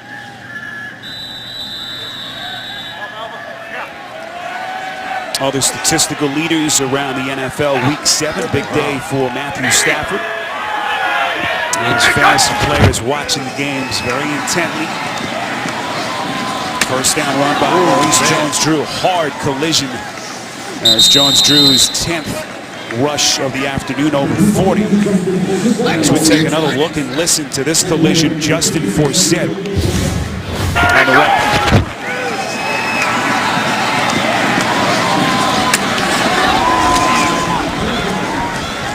That was Jaleel Aday, the rookie free agent out of Central Michigan, with that hit. Boy, that was a pop. Incompletion on the little short throw, set up a 3rd and short with 3:24 remaining. Chargers will fly home after this one today, have a bye week next week as they zero in on their 2nd consecutive win. Forsett again on 3rd and short, 2nd boost across the 20. And has enough for a Jacksonville first down. Torek Williams, the rookie linebacker, on the tackle. Rushing leaders around the league today, week 7, early games. Ryan Matthews, you see what he has done here. 3 touchdowns for Matt Forte and just under 100 yards for Chicago.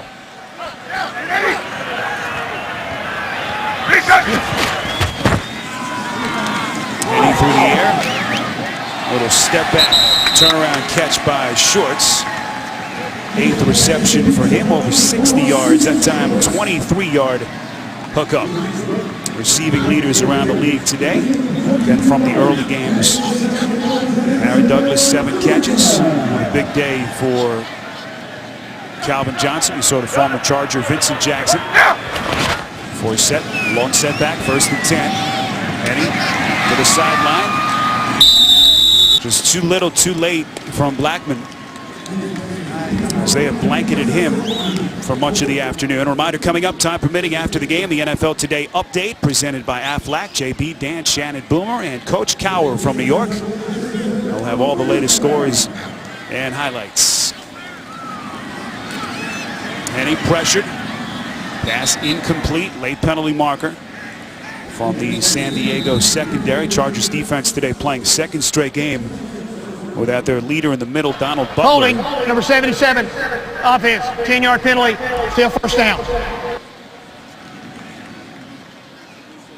Looks like Uche Waniri on the holding penalty. Now, Steve, so many young and inexperienced, not only players on the roster, but of course Gus Bradley, the rookie first-year head coach at 47. David Caldwell, the first-year general manager here in Jacksonville, just 39 years of age. All trying to figure this thing out. As Jacksonville in danger of dropping to 0-7. As you talk about that, Spiro, you know, the key factor obviously is going to be the quarterback position for the Jaguars. You know, what do you do with what you've got right now? Is it going to be Chad Henne? Do you give Blaine Gabbert another chance? All the documented issues he's had with limited resources, but this is a team that's getting better offensively. They're getting healthy now, getting Blackman back. Do you give Henne a chance to finish out the year? Do you give Gabbert a chance as we see another completion to Brown on the outside? Do you give Gabbert a chance to see what he can do with some weapons on the field? It's a tough call for Gus Bradley.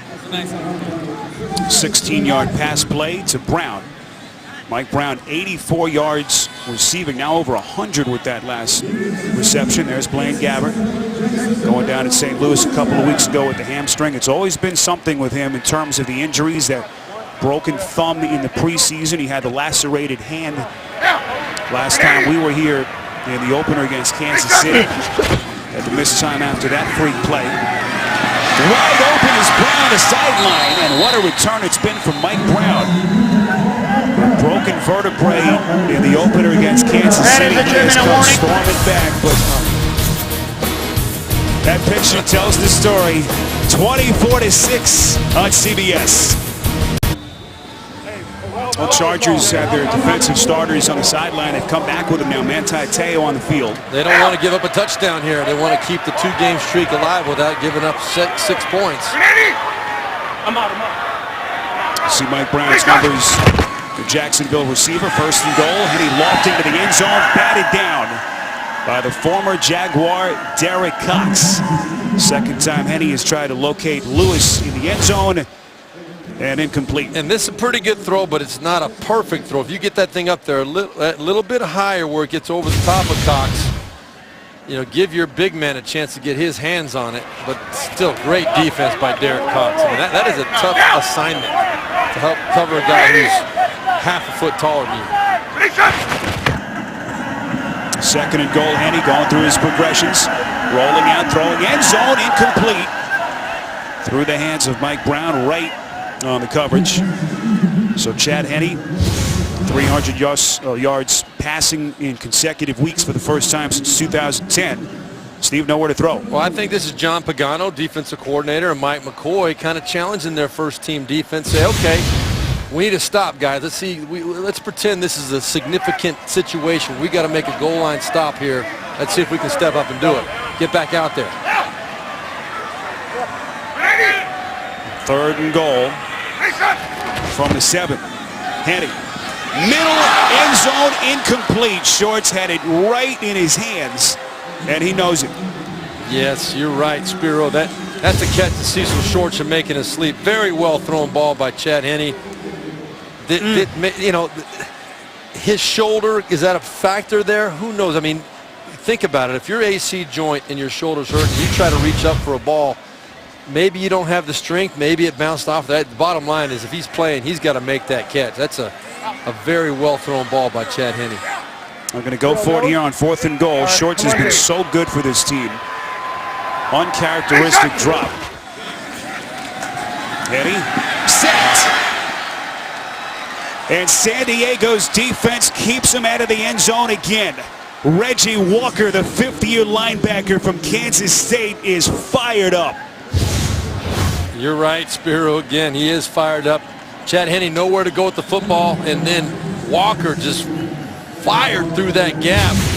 I think Henne thought he had some space back to the left side, and it's just more to be depressed about for Cecil Shorts and his Jacksonville teammates. Tough day, another tough day at the office. Well, there are some fans that are still holding tough. There's a Chargers fan we just saw, but this Jacksonville team that has scored 11 points in 3 home games now. 3rd straight lopsided defeat at home and a 7th consecutive double-digit defeat for Gus Bradley's Jaguars. Meantime, Phillip Rivers, Frank Reich enjoying a light moment on that sideline. Chargers will have the week off next week. They'll take on RG3. The Redskins' disappointment, Steve, just 1-4 before the big one at home for Denver on November the 10th. Yep, that's a challenging schedule. They're going to have their work cut out for them, but there are no, as you know, there are no easy schedules in the NFL. And you know, this is the seventh, as you said, Spiro, seventh double-digit loss. Only Houston in 1984 losing 10 consecutive is worse than that. As we look at the Jaguars schedule coming up, now they'll have their bye week after next Sunday. San Francisco coming to town. And you just wonder where that first win is going to come from. The Jaguars franchise that has won only one playoff game since 1999, one playoff appearance since 2007. And the misery continues here as Jacksonville falls to 0-7. Chargers, meantime, winning consecutive games for the first time this season as they enter their bye week at 4-3. Gus Bradley's going to have his work cut out for him, and as we've been talking about, if anybody can do it, he can, but I sure wouldn't want to be in his shoes tomorrow. Big day for Antonio Gates. 6 catches, 31 yards. San Diego winning it 24-6. Your final. Coming up next, most of you will see Houston, Kansas City, and Baltimore, Pittsburgh. Now for Steve Berline, this is Spiro Dedes saying so long from Jacksonville. Special thanks to Ryan Galvin, our producer, our director, John Coleman. Coming up next, the NFL on CBS. NFL Today update presented by Aflac.